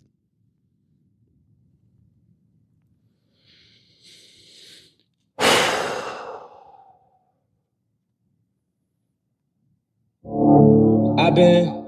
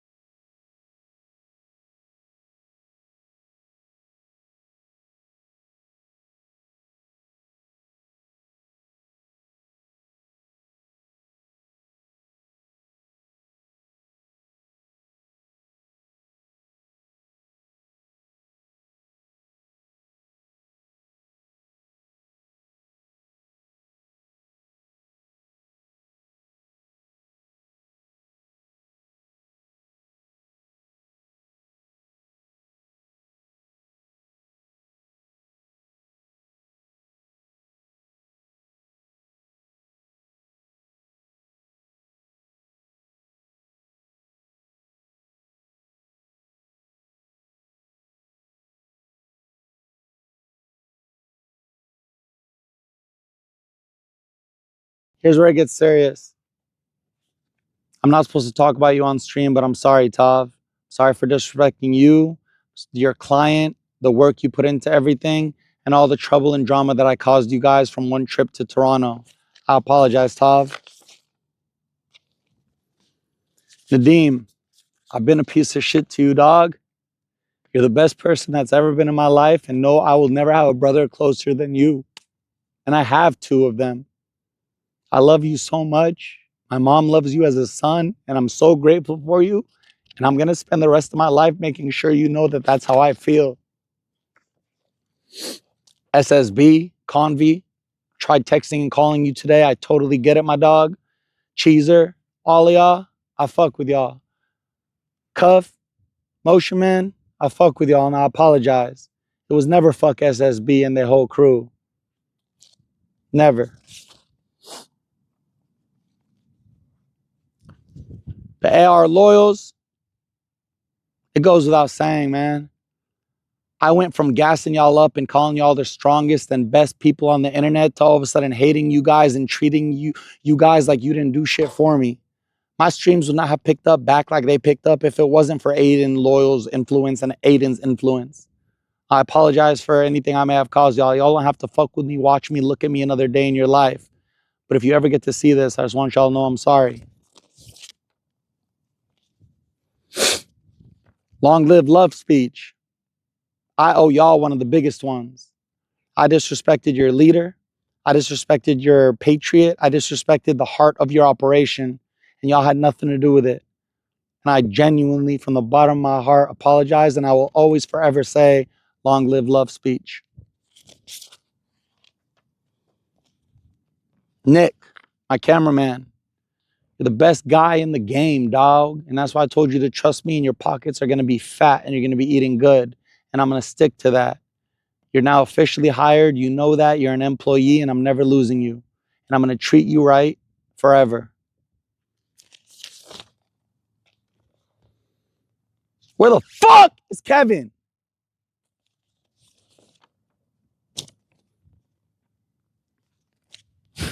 Drake, I've used your name for content for like the last 13 years.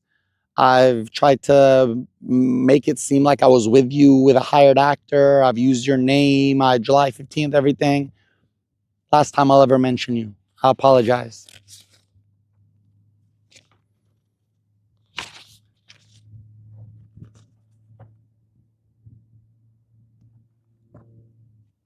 That goes without saying. I'm going to get your ass this week too, you little bitch. I still know where you are. Coming this week. Not telling you when. Fuck you.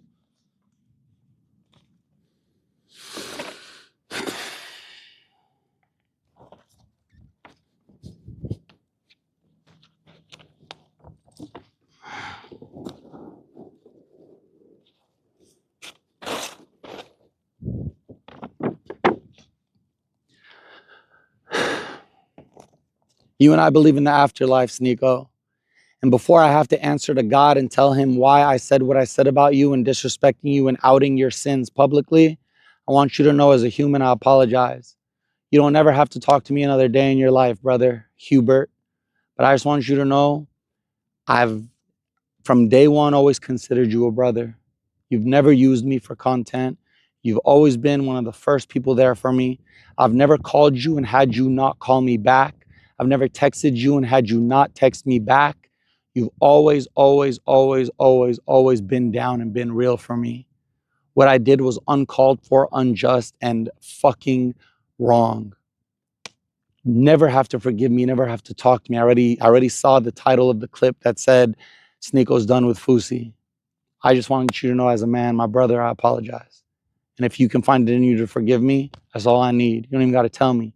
Just do it in your heart of hearts.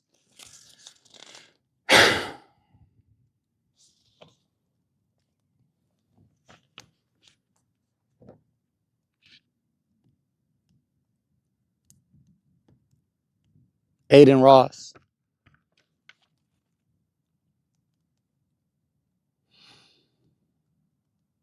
You never had to invite me to Miami last year.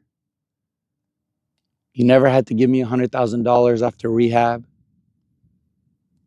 You never had to check up on me throughout the year like you did.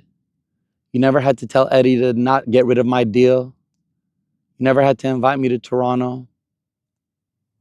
And you've never, ever, ever, for even a second, been a bad person to me. What I did, how I treated you, your community, your business, your platform, the city you're in, your team, everything was wrong. And again, never have to talk to me again. I get that. You have to reap what you sow. The choices have consequences. I said that to somebody the other day and I'm saying it to myself. I fucked around. I found out. I got blackballed. It's my fault. I don't give a fuck about that. I'll be good on my own. I've been good since 2011. But I just want you to know that it's going to take a lot of work for me to forgive myself and let go of the hate that I have for myself for what I said and what I did to you. You are one of the kindest, most loyal, most humble, most respectable young kids I have ever met in my life. You're Jewish. I'm Palestinian. You still love me all the same. Thank you for allowing me on Kick. Thank you for allowing me into your home in Toronto.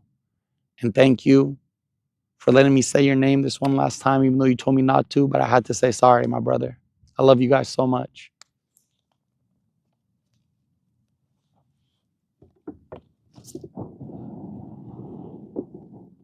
With that being said,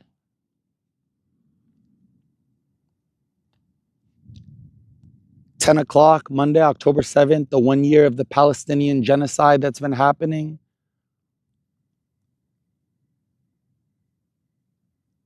I'm killing my old self. I'm no longer going to be the man who I've been and make it okay and blame it on content. That's immature. Maybe I could do that if I was in my 20s. I'm 34. I can't yell at fans. I can't yell at employees. I can't disrespect people. I can't walk around thinking I'm the shit, egotistical. I can't walk around saying I'm humble and then doing the opposite. From this point forward, if I go live on kick.com/Fousey, I'm walking in my principles, my morals, my values, and who I am is how I deserve to be treated, and how I act is who I am. I love you guys so much. I thank you for everybody who's been here.